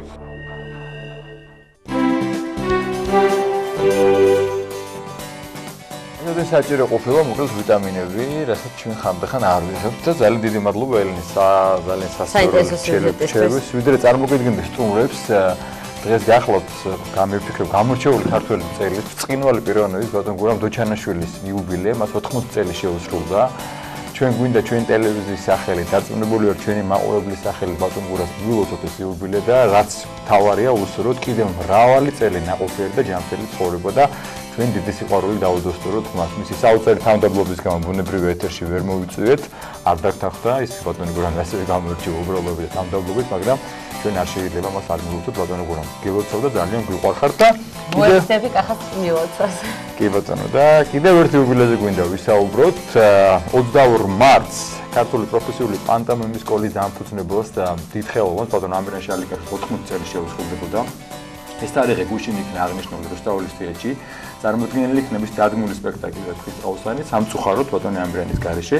ამ თემასთან დაკავშირებით ჩვენი სტუმრები არიან ამირან შალიკაშვილის უმცროსი სამაჟიშვილი და კომპოზიტორი ბატონი გოგი ჩლაიძე, ბატონი ამირანის მეგობარი. დილომშვიდობისა, დიდი მადლობა მოგზაურობისათვის. ამირანი დავიწყო, ამირან პირველ რიგში მე გუშინ ვიყავი სპექტაკლში და მადლობა მინდა გადაგიხადო შენ და თქვენ თეატრს, იმიტომ რომ დიდი სიამოვნება მივიღე და რუსთაველის თეატრი გაჭედილი და საოცარი ოვაცებით. სახიობისთვის ეს არის ყველაზე მთავარი. კი, ბუნებრივია და ეს ყველაფერი, რა თქმა უნდა, ეს გეხებოდა შენ გუშინ სპექტაკლს, მაგრამ თავარდაში დიდ ამირან შალიკაშვილს ეძღვნებოდა. შენ აღნიშნე თავში რომ მე იმდენად გამიჭირდა ამ სპექტაკლის წარმოდგენა, რომ მამოსროლი ვერავის ვერ მივეცი შოთას როლი, ხო რუსთაველის. ასევე ალბართული იყო ეს სპექტაკლი წარმოგედგინა გუშინ და ეს იუბილე მამის გარეშე. ეს მაყურებელს მეც ბატონი გურამის დაბადებით ჩვენ ფიროსმანი მისი ეს თქვა სცენარის მიხედვით დადგმული მამასავე ეგეც საინტერესო სპექტაკლია, მინდა აქვე აღნიშნო და მადლობას. ამირან, მოდი ესეთ რამეს ხო, მოდი ცოტა ხანი სამში გადახულ ამაზე საუბრით. მოდი მეგობარს ვკითხო ჯერ. როგორ გაიხსენებთ და მე ვისაუბრო შვილმა ამირანზე. როგორ გაიხსენებდით ბატონ ამირანს, როგორც მეგობარს, როგორც პროფესიონალს. 30 წელზე მეტი გავიდა. მას შემდეგ რაც მე ჩემი ამირანი გავიცანე და ის გავხდა მე ჩემი უახლოესი ძმა გახდა უბრალოდ. აი უმცროსი ამირანი დამეთანხმება რომ ჩვენ ყოველდღიური ურთიერთობა გქონდა აბსოლუტურად, მე ვიყავი მის კაბინეტში. იმის გარდა რომ მე ვარ მისი უახლოესი მეგობარი, მე ვარ ამ თეატრის მუსიკალური ხელმძღვანელი, ასე რომ სულ ყველა სპექტაკლში რასაც ამირანი აკეთებდა ხოლმე, მე კონსულტაციის სახით რა თქმა უნდა ვიღებდი მონაწილეობას. საერთოდ მე მქვია შტატში ვარ მე ამ თეატრის და მქვია მთავარი დირიჟორი, მაგრამ ორკესტრი არ აქვს. ორკესტრი დირიჟორი. მაგრამ იმედია გვეყოლება, აი გურგუძახისო ცოცხალი შესრულება უნდა. მეგობარი აღიხსით, როგორი იყო, როგორც თავშე თანამშრომლობაში, როგორც ამ შემთხვევაში თქვენ ძენ მუსიკალური ხელმძღვანელი. ძალიან ჯიუტი, გაჩხუბავდი, ძალიან დიდი ჰქონდა ხოლმე. მუსიკას არჩევდა შესანიშნავად, სხვა შორის ძალიან კარგად ერკვეოდა. ну ეხლა მე ჩემი პრეტენზიები მქონდა და ну მქონდა ხოლმე დიდი შეხლა შემო, მაგრამ საბოლოოდ გამოდის, ну თქვენ უშინდაც შეხედეთ, რომ არის მუსიკალურად გაფორმებული შესანიშნავად. ასე რომ მე და ამირანს კიდე მქონდა უზარმაზარი ჩანაფიქრი. დიახ. მან დაწერა ამირან შესანიშნავი პოეტია, სხვა შორის აქვს გუშინ მოვისმენთ ლექსები. რამოდენიმე კრებული აქვს ლექსების და მე მომიტანა ერთი 10 წლის წინ კი თუ კაბინეტში ვისხედით საუბრობდი და გადმომცა ფიქრები ფიროსმანზე თუ ხილვები ფიროსმანზე ქვია წიგნი არის ეგეთი მომწრო წიგნი არის მისი განწყობა ფიროსმანის მიმართ ხო და აი გოგი აიღო წაიკითხო და აბა რას მომიფიქრებო წავიკითხე და რა მოვიფიქრე და დავწერე ოპერა უზარმაზარი დაწერილი ოპერა მზად არის უკვე ლიბრეტოს ავტორი გახლავთ ამირან შალიკაშვილი ასე რომ დაიწერა ახალი ქართული ოპერა მე დავარქვი დაღლილი ფუნჯი, იმიტომ რომ ამირანის ლექსია ასთავდება, ოპერას თავდება. მიახლოვდება წარსული ფუნჯი, მიმახსენ ქვეყნა დაღლილი ფუნჯი და დაერქვა ოპერას დაღლილი ფუნჯი. საინტერესო იქნება. ხო, უზარმაზარი დიდი ოპერა, სრულტანიანი ძალიან. ეხლა მცირე ამირანი თუ განხორციელებს, რამე გადისევ შენთან გადმოვსაუბრით, შენ ამ შემთხვევაში უძღვები თეატრს და ბოლო პერიოდში იყავი თეატრის მსახიობიც და ასე ვიყავი შვილის და ამირან შალიკაშვილი უმცროსი ეს გარკვეული პასუხისმგებლობა იყო, როგორი იყო როგორც მამა. ჩვენ გავიგეთ რომ ისეთ პრინციპული ადამიანი იყო ხელმძღვანელი და გვახსოვს და სწორიც არის, იმიტომ რომ შეიძლება ხელოვანი პრინციპი იყოს და არ გამართეს პრინციპები, ხო? როგორი იყო როგორც მამა? პირველი რაც უნდა აღვნიშნო თეატრში არ ვიყავით მამაშვილი. და გამონაკლისით ვერ საგებლობდი როგორც მსახიობს და ყველა მსახიობს ისე მეკცეოდა. გარკვეული პრივილეგიები არ გქონიათ. არანაირი ითხოვდა მაქსიმუმს, როგორც ითხოვდა ყველასგან და ამით მე ძალიან ვაფასებდი ამ ყველაფერს, იმიტომ რომ ამან მე გამაძლიერა და ზუსტად მასწავლა ის სკოლა, რაც მან შექმნა, იმიტომ რომ უფრო ყურადღებით ვიყავი ჩართული. და სახლში სხვათა შორის პატარა რო ვიყავი, პატარაობიდან მე ესე ვთქვათ სცენაზე ვდგავარ და სულ ეუბნებოდი რომ გეხვეწებე, ნუ მელაპარაკები სახლში ამ ხელოვნებაზე, სულ ყველგან ამ ხელოვნებაზე საუბარი იყო და ხოშილობა ცოტა ხანი და ეხლა უკვე მეც ისე ვარ, რომ მეც სახლში ამაზე ვლაპარაკობ, ყველგან ამაზე ვსაუბრობ მე თვითონ და ეხლა ვხვდები თურმე რა ყოფილა ეს ხელოვნება. საუბრობ კი რა შუხლად მიმიდა არქვი. მიმიდა ვარქვი, კი. ისეთ რა არის, როდესაც ესეთ ამ ხელ ადამიანთან ურთიერთობა გაქვს, ალბათ აი ნავიშინა განათეხა ისე ვარ, რომ არ იყო მამაშვილური ურთიერთობა, მაინც ისეთი, იმიტომ რომ ჩემთვისაც ძალიან დიდი ადამიანი იყო, როგორც ჩვენი ქვეყნისთვის და ყველასთვის. როგორც დიდი ხელოვანი. დიახ, და რაღაცნაირი განსხვავებული ადამიანი იყო ყველაფერში რა. და ჩემთან ერთად ქმნიდნენ ძალიან დიდი ისტორიას და შექმნეს კიდეც. აი ხა ამ ისტორიის ნაწილია თუ აღწერეთ შენ ახან ახსენე მე ასე მინდა. ტიპის ნემული გავუხსნა. ჩემი პედაგოგი იყო მე თეატრალურში მასწავლე. ძალიან ბევრი ხდება და უსაყვარლესი ალბათონი, უსაყვარლესი რომელსაც შეგვაყვარა ეს სფერო და სხვათაშორის ჩემი პედაგოგი შალო გაწერილია, განსაკუთრებით ეთხოვდა რომ დავსწრებოდით ალბათონი ლექციაზე და გვესწავლოთ. უნიკალური პედაგოგი. როცა საუბრობთ ამერან შალიკაშვილზე, როცა საუბრობთ ამ სფეროზე, არ შეიძლება ალბათონი კერაც არ აღწეროთ. გუშინ ერთ-ერთი მნიშვნელოვანი კიდე რაც მოხდა, შედგა წიგნის პრეზენტაცია. თავისთავად ძალიან კარგი წიგნია, მაგრამ გამორჩეულია იმით, რომ სოფლიოში არ არსებობს მეთოდიკა სწავლების ამ სფეროს. ხო, ამითაც არის გამორჩეული ეს წიგნი. მე საერთაშორისო ცენტრის ლიცენზია მაქვს და დაახლოებით 40 ქვეყანა გაერთიანებული და ვიცი ეს ყველაფერი 2015 წლიდან გავერკვია მარსელის სახელობისა და დაარსებულია.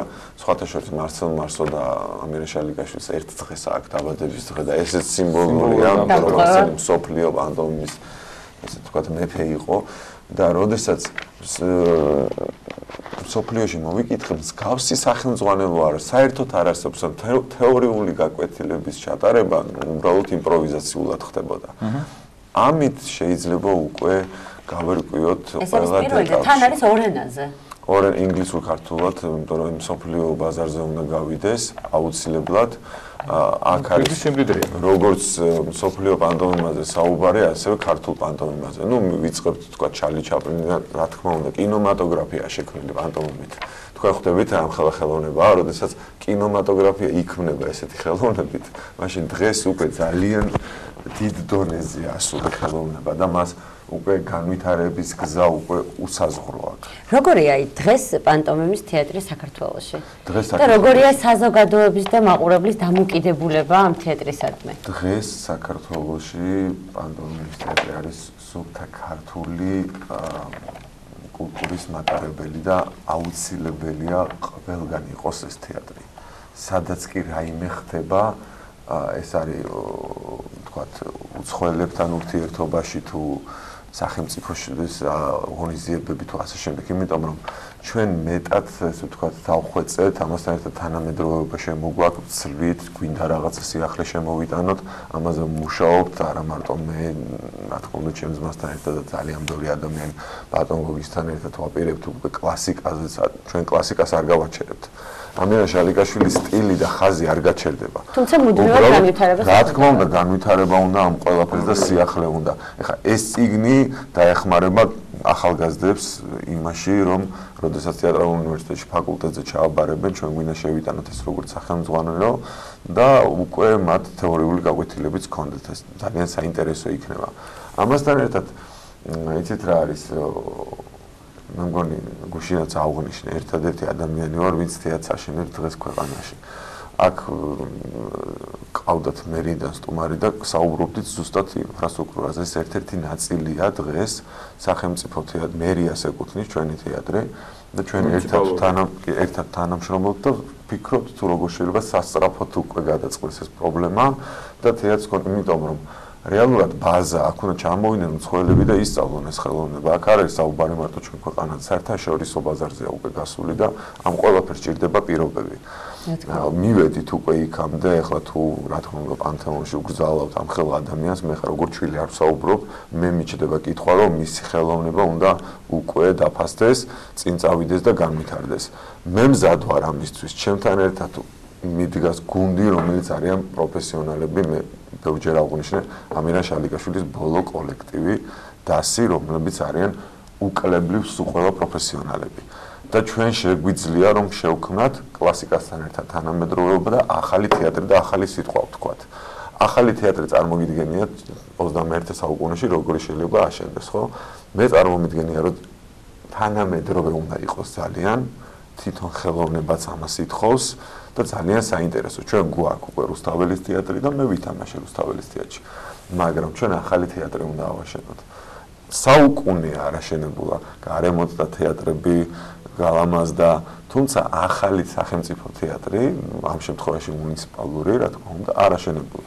ამაზე მუშაობთ, ამაზე მსჯელობთ, ამაზე არის ძალიან ბევრი გზა, ეხლა თქვენ. აუ რა კარგია, როგორ მომინდა ეხლა ახალ თეატრში შესვლა და კარგი გეტყვის სადღაც და მე ახალზე ვიტყვი. გუშინ კიდე ერთი აღმოჩენა ჩემთვის რაც გახდა და არ ვიცი ეხლა ვსაუბრობთ ეთერში სანამ შევიდოდით და თქვენს დამეთანხმებით. ბატონო ამირანი ჩვენ ვიცით როგორც იმოდრამის დამფუძნებელი, რა ვთქვა, საოცარი პროფესიონალი და ვიცით მისი ხელები, გამომსახურება, მაგრამ პირველად გახდა გუშტრობილი შესანიშნავი წამკითხველი ყოფილა. ესე იგი, მე უსმენდი გუშინ, იმიტომ რომ ეს ქრისტალოსანი მისი ჩანაწერების ფონზე მიდის, ხო, ეს ფრაზები და სტროფები. განსხვავებულად კითხულობ, ჯერ საოცარი ხმა აქვს რაღაცა, საოცარი და ისე მოვინუსხეთ კარგად ამის წაკითხულით, რომ რაღაც აღმოჩენა იყო. იმდენად არის ახლა საწყენი რომ ვერ მოვასწრეთ გალაქტიონის ჩაწერა. თვითონ უნდა წაიკითხა გალაქტიონი, 22 ლექსიკონა გამზადებული. სამწუხაროდ ესეთი ტრაგედია დატრიალდა, ვინ ელოდა ამირანის ამხელა სიცოცხლიანი კაცი არა საოცარი. სულ აქტიური, გენიალური პიროვნება და მithum და ცოტა ხანში კიდე დატრიალდა საზარელი ტრაგედია ჩემი კი არა რომ. კი რა მიყვარა, რა იყო, წაიყვანა რა ამირან გამოვიდა რომ ჩემი კი რა წაიყვანა. ნუ რას ვიზავთ? ჩვენ ამბების წინააღმდეგ ვერ წავალ, თუმცა ბედნიერება თქვენ თქვი გუში რომ და მეც გეთანხმები რომ სანამ ეს თეატრი იარსებებს და სანამ სპექტაკლები იქნება და იქნება სულ ამერინი ცოცხალი იქნება. არ უნდა გაჩერებულიყო. მეორე დღიდან მე დავიწყეთ მუშაობა, რა თქმა უნდა ძალიან გაგვიჭირდა კოლექტივს, თუმცა გადავლახეთ მე ვფიქრობ და დღეს იწყება ახალი ეტაპი უკვე. გუშინმა სპექტაკლმა ანახა რომ ამ თეატრს ეკუთვნის ბევრი რამ, ის რაზეც საუბრობდა ამირან შალიკაშვილი. თქვენ წაღან საუბრობთ ლექსებზე, პიესებზე, პოემებზე, ის არ იყო მხოლოდ ამ ჟანრის დამაარსებელი. მან რაღაცა შექმნა, არ ვიცით ჯერ მისი ლექსები ხომ რა არის. ძალიან ბევრი კრებული მაქვს, მისი 4 ტომეული მაქვს, არ იცით საზოგადოება, არც ეს წიგნი და არც მისი დაწერილი, ასე ვთქვათ, ეს ყველაფერი. ეს უნდა გავაცნოთ. ეს პირველი იყო, რომელიც თქვენ საზოგადოების წინაშე წარადგინეს და ვალე. ყოველთვის წინააღმდეგი იყო პრეზენტაციის და ან წიგნის გაყიდვის, ან წიგნის ჩუქების. მხოლოდ თავისთვის აკეთებდა ყველაფერს. ეხლა იწყება მეორე ეტაპი. არ დავივიწყოთ რომ ლექსების კრებულის გარდა მას აქვს შესანიშნავი 4 ტომეული მემუარების, ქვია შემოდგომი. ნუ ეს არის შედევრი, როცა იკითხავთ, ვერ მოწყდებით. ანუ ჩვენ გვაქვს ახალი ამირან შალიკაშვილის აღმოჩენის პერიოდი. როგორც ლიტერატორი და როგორც შემოქმედი. დიდ მადლობა უნდა გადაგიხადოთ მობრძანებისათვის და ბუნებრივია იმ სიახლეები რა ჩვენ თქვი რაც წინ გვაქვს ეს პიესები იქნება, სცენარები იქნება, ლექსები, ამოდაც გელოდებით ინტერესს თქვენ გადაგიხდით და დიდ მადლობას გადავხდით და გუშინ ყველა მაყურებელს ვინც კი დაესწრო ჩვენთან მადლობა დიდი ემოცია იყო. მადლობა და წარმატებები ამირან შალიკაშვილის დროს და ბატონი ჩლაიძე კომპოზიტორი ჩვენი სტუმრები ვიდეო ანონსის შემდგომ უკვე მომდევნო სტუმრად დაგივიდნენ.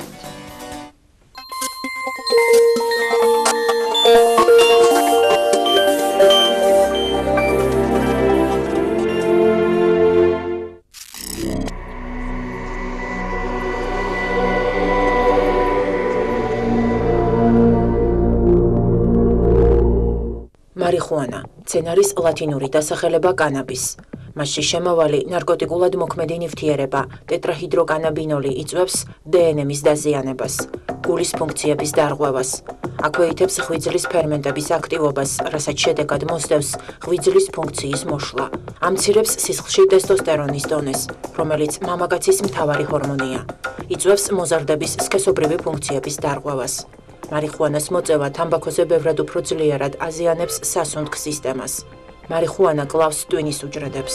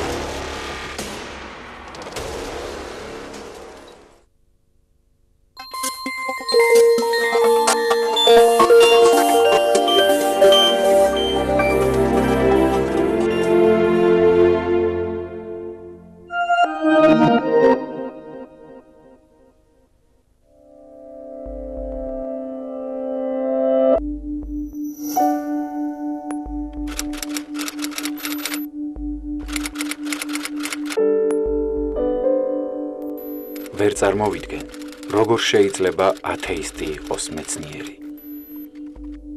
რობერტ მილიგენი, ამერიკელი ფიზიკოსი, ნობელიანტი.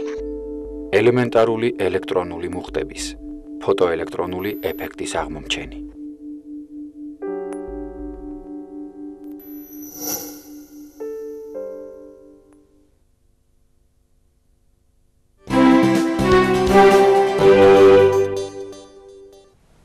დავბრუნდით პირდაპირ ეთერში, განთიადის ბოლო სტუმრით საქართველოს მეცნიერებათა ეროვნული აკადემიის წევრი კორესპონდენტი, პროფესორი ვაჟა შენგელია გახლავთ ჩვენი დღევანდელი ბოლო სტუმარი, მოგესალმებით. დიდი მადლობა სტუდიაში მობრძანებისთვის. ჩვენ განაცემის დასაწყისში დავაანონსეთ, რომ 26 მარტი არნოლდ ჩიქობავას დაბადების დღეა. მოდით ძალიან მარტივად დავსვამ კითხვას, ვინ იყო არნოლდ ჩიქობავა და რა გააკეთა მან საქართველოსთვის ესე მასშტაბურად ვიტყვი, არა მარტო ენათმეცნიერებისთვის, ზოგადად საქართველოსთვის. არნოლდ ჩიქობავა იყო დიდი მეცნიერი და დიდი საზოგადო მოღვაწე. მისი სახელი დაკავშირებულია საქართველოში თეორიული ენათმეცნიერებისა და ენათმეცნიერული კვლევასთან. ბატონი არნოლდი დამაარსებელია იბერულ-კავკასიური ენათმეცნიერების სამეცნიერო სკოლისა. მეცნიერი ბევრია, გამოჩენილი მეცნიერი, მაგრამ სკოლების დამაარსებელი არც ისე ბევრი. სულ რამდენიმე სკოლა გვაქვს საქართველოში და ერთ-ერთი მათგანია არნოლდ ჩიქობავას მიერ დაარსებული იბერულ-კავკასიური ენათმეცნიერების სკოლა. იგი გახლავთ ასევე ქართული ენის განმარტებითი ლექსიკონის ბატონეულის ავტორი.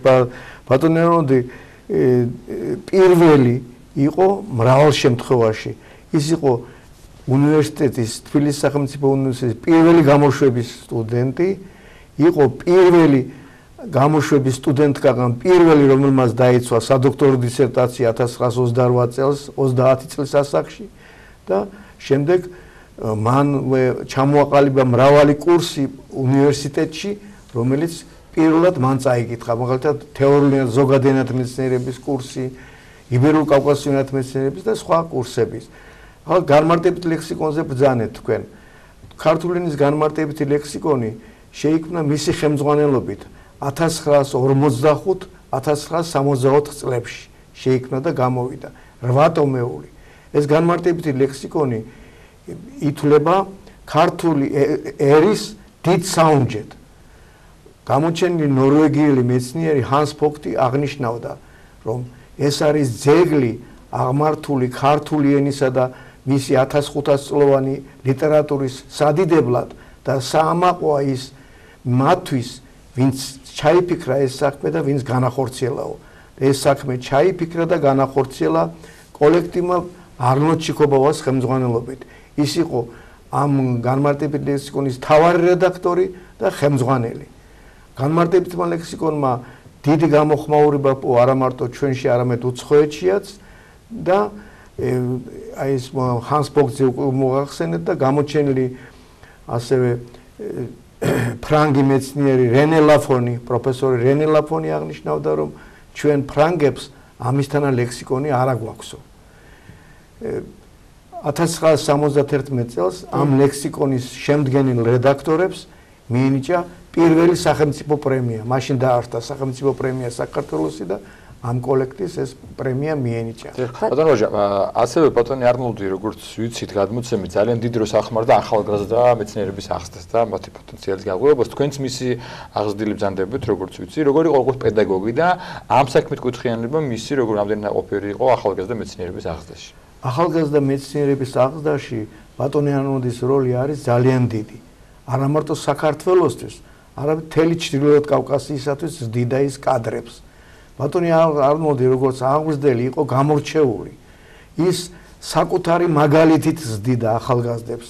არა ამავე დროს მას გამორჩეული ლექციები ჰქონდა, გამორჩეული პედაგოგი იყო. ის აღნიშნავდა, რომ ლექტორმა ახალგაზრდებს უნდა ასწავლოს სათანადო საქანში აზროვნებაო. აზროვნების სწავლებაა მთავარი და ცოდნა თუ აკლია, ის შემდგომში შეივსებსო. მას ათეულობით აღზრდილი ყავს ასეულობით შეიძლება ითქვას არა მარტო საქართველოში, არამედ ჩრდილოეთ კავკასიაში, რომლებსაც წამყვანი როლი უკავიათ ჩრდილოეთ კავკასიის სამეცნიერო კვლევით დაწესებულებებში და უნივერსიტეტებში, როგორც ლექტორებს. ამჟამადაც არიან მისი მოწაფეები ჩრდილოეთ კავკასიაში, ბევრი მათგანი უკვე აღარ არის, მაგრამ ტრადიცია ამ ურთიერთობისა და არნოლდ ჩიკობოვას მიმართ სიყვარულისა და დაფასებისა გრძელდება. აი შემთხვევითი არ არის, მე გვახსენოთ, რომ არნოლდ ჩიკობოვა არა მარტო საქართველოს და აფხაზეთის ავტონომიური რესპუბლიკის მეცნიერების დამსახურებული მოღვაწე იყო, არამედ იყო დამსახურებული მოღვაწე დაღესტნისა, ჩეჩნეთ-ინგუშეთისა, აბარდო-ბალყარეთისა და ჩრდილოეთ კავკასიაში დაფასებული ადამიანი. ბატონო, ჩვენ კავკასიელი ხალხები ვახსენეთ და უნდა გკითხოთ, როგორია არნოლდ ჩიკობოვას ღვაწლი ქართველურ ენათა დიალექტების შესწავლაში? არა მხოლოდ კავკასიური ენების, არამედ ქართველურ ენათა დიალექტებში. ქართველურ ენათა ქართული სალიტერატურო ენისა და დიალექტების შესწავლაშიც ასევე მისი როლი გამორჩეულია ქართველური ენების, ქართული ენის, ქართული დიალექტების. მას ეკუთვნის ამ სფეროში ათობით მონოგრაფია და ასობით ნაშრომი. აი შეიძლება ითქვას მას აი პირველი მისი მარტივი წინადადების პრობლემა ქართულში, რომელიც 1928 წელს დაიბეჭდა, ქართული წინადადების პირველი მეცნიერული გამოკვლევაა და ეს არის ეგრეთ წოდებული სტრუქტურული სინტაქსის პირველი ნიმუში არა მარტო საქართველოში, არამედ მთელ მსოფლიოში. მსოფლიოში პირველი სტრუქტურული სინტაქსი მხოლოდ 6 წლის შემდეგ დაიწერა და არნოლდ ჩიკობოვამ ეს უკვე 1928 წელს გააკეთა და სამწუხაროდ ქართულად არსებული ეს ნაშრომი არ არის შეფასებული მსოფლიოში და სწორედ ჩვენი მიზანია რომ ითარგმნოს ინგლისურად, რომ მკითხველი გაეცნოს. გარდა ამისა, მას ეკუთვნის ჭანურ-მეგრულ ქართული შედარებითი ლექსიკონი, ჭარუნის გრამატიკული ანალიზი, იბერულ-კავკასიური ენათა შესწავლის ისტორია, იბერულ-კავკასიური ენათა მეცნიერების შესავალი, ასევე ჩრდილოეთ კავკასიურებსაც ძალიან მნიშვნელოვანი ხუნძური ენა, რომელსაც ავარიულს ეძახიან სხვანაირად ეს სახელმძღვანელო უმაღლეს სასწავლებისათვის და სხვა გამოკვლევები. ბატონო ვაჟა, მეცნიერების ნაწილი არ ემხრობა ქართულ ენებად დაყოფის პრინციპს. როგორია თქვენი პოზიცია? იცით რა არის? აქ ორი თვალსაზრისია არის მიდგომა ამ საკითხისადმი. ერთი არის სოციოლინგვისტური თვალსაზრისით და მეორე არის ლინგვისტური. ლინგვისტური თვალსაზრისით ქართველური ენებია ეს. რასაკვირველია, ის თემსოფლიოში აღიარებულია და წამყვანი ქართველი მეცნიერები, ენათმეცნიერების კლასიკოსები, ჯერ კიდევ მე-19 საუკუნეში ითვლებოდა ეს ქართველური ენები, გეორგ როზენმა პირველად ქართველური ენები იხმარა მათ მიმართ ეს გასული მე-19 საუკუნის 40-იან წლებში, მერე სხვაებიც და ასევე კლასიკოსები ივანე ჯავახიშვილი, არნოლდ ჩიკობოვა, ვარლამ თოფურია, აკაკი შანიძე, გიორგი ახალი და სხვაები ენათმეცნიერულად, მაგრამ სოციოლინგვისტურად ისინი რასაკვირია იმავე ღირებულებისაა ეს ქართული ენები, რაც ქართულის დიალექტები, ქართული, კახური, სოციოლინგვისტურად რას ნიშნავს? ფუნქციის მიხედვით. ეს არის საშინაო ენა, შინმოსახმარი ენა და სახელმწიფო ენა და მშობლიური სალიტერატურო ენა არის ქართული ისტორიულად და ამჟამადაც. აი ესეთი ორგვარი მიდგომაა და ორივე არც ერთი მიდგომის, ასე ვთქვათ, სახელმწიფო ორივეს აქვს. იმას როგორც სოციოლინგვისტიკურ მიდგომას და ამას როგორც ენათმეცნიერულ მიდგომას.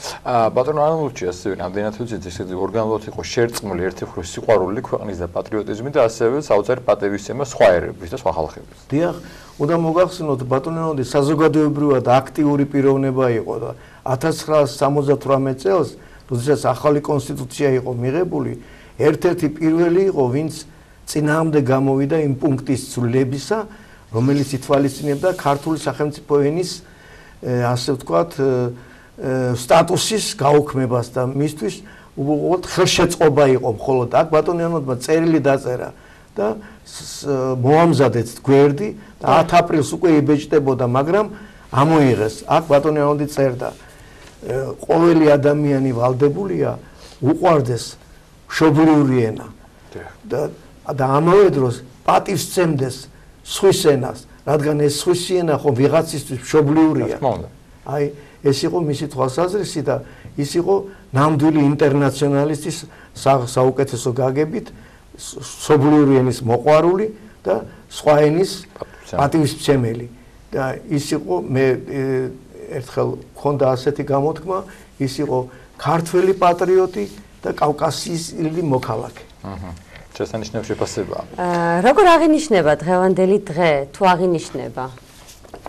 საზოგადოდ უკვე მოგახსენოთ არნოლდ ჩიკობოვას უგდავყოფისათვის მრავალი ღონისძიება იყო და განხორციელდა კერძოდ ინსტიტუტს ეწოდა მისი სახელი, ქუჩა არსებობს ინსტიტუტში, ქუჩა არსებობს მის მშობლიურ სენაკში, სენაკის საშუალო სკოლა ატარებს მის სახელს. ასევე 1987 წლიდან ტარდება მისადმი მიწვნის სამეცნიერო სესია, რომელსაც ეწოდება არნოლდ ჩიკობოვას საკითხავები. წელს სტარტება 30-ად. და ყოველ წელს ჩვენ ამას აღვნიშნავთ და დღეს მაგალითად აღვნიშნავთ, იმიტომ მის საფლავზე გავდივართ, ის დაკრძალულია თავის მის აგარაკზე ანდერძის თანახმად მეუღლესთან ერთად, ეს აგარაკი გახლავთ ოქროყანაში, უბრალოდ ფუნიკულიორის ზედაპლატოს დასახლებაში და იქ გადიან მისი მოწაფეები და მისი მიმდევრები.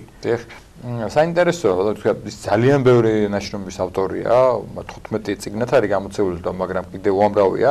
რამდენად არის სრულფასოვნად შესწავლილი მისი შრომები, მისი ეს ცოდნა, მისი დანატოვარი? დიახ, მისი შრომების შეფასებულია ძალიან საერთაშორისო საზოგადოებაში, საქართველოშიც რასაკვირველია და ის დაფასება არის, რომ მისი შრომები გამოდის ახლა უკვე გამოცემულია მისი შრომების 14 ტომი. ესე იგი ასეთი ნაყოფიერი მკვლევარი იშვიათია ქართულად, კიდევ არ არის დამთავრებული, ერთი ტომი კიდევ ივარაუდება რომ გამოვიდეს. და გარდა ამისა მისი ნაშრომი უკვე თარგმნილია ჩრდილოეთ კავკასიაში და დაღესტანში გამოვა რუსულ ენაზე. ეს არის ხუნძური ენა, ილია ცერცვაძე გახლავთ მისი თანაავტორი, მისი მოწაფე და ეს გამოდის. და არ არსებობს ენათმეცნიერული კავკასიოლოგიური გამოკვლევა, რომელიც არნოლდ ჩიკობოვას ნაშრომებს არ ითვალისწინებდეს. თუ არ ითვალისწინებს, ეს მისი ნაკლია. უღრმესი მადლობა მოგზაინებთ, შეგახსენებთ არნოლდ ჩიკობოვას შესახებ გვესაუბრებოდა მისი აღზრდილი პროფესორი ვაჟა შენგელია, რუსუდან გერჯაძე, კახა მიქიაშვილი მუშაობდი დღევანდელი გადაცემის ფორმატში, სასიამოვნო ბედნიერ დღეს გისურვებთ და მომავალ შეხვედრამდე გემშვიდობთ. დიდი მადლობა ყურადღებისთვის, ნახვამდის.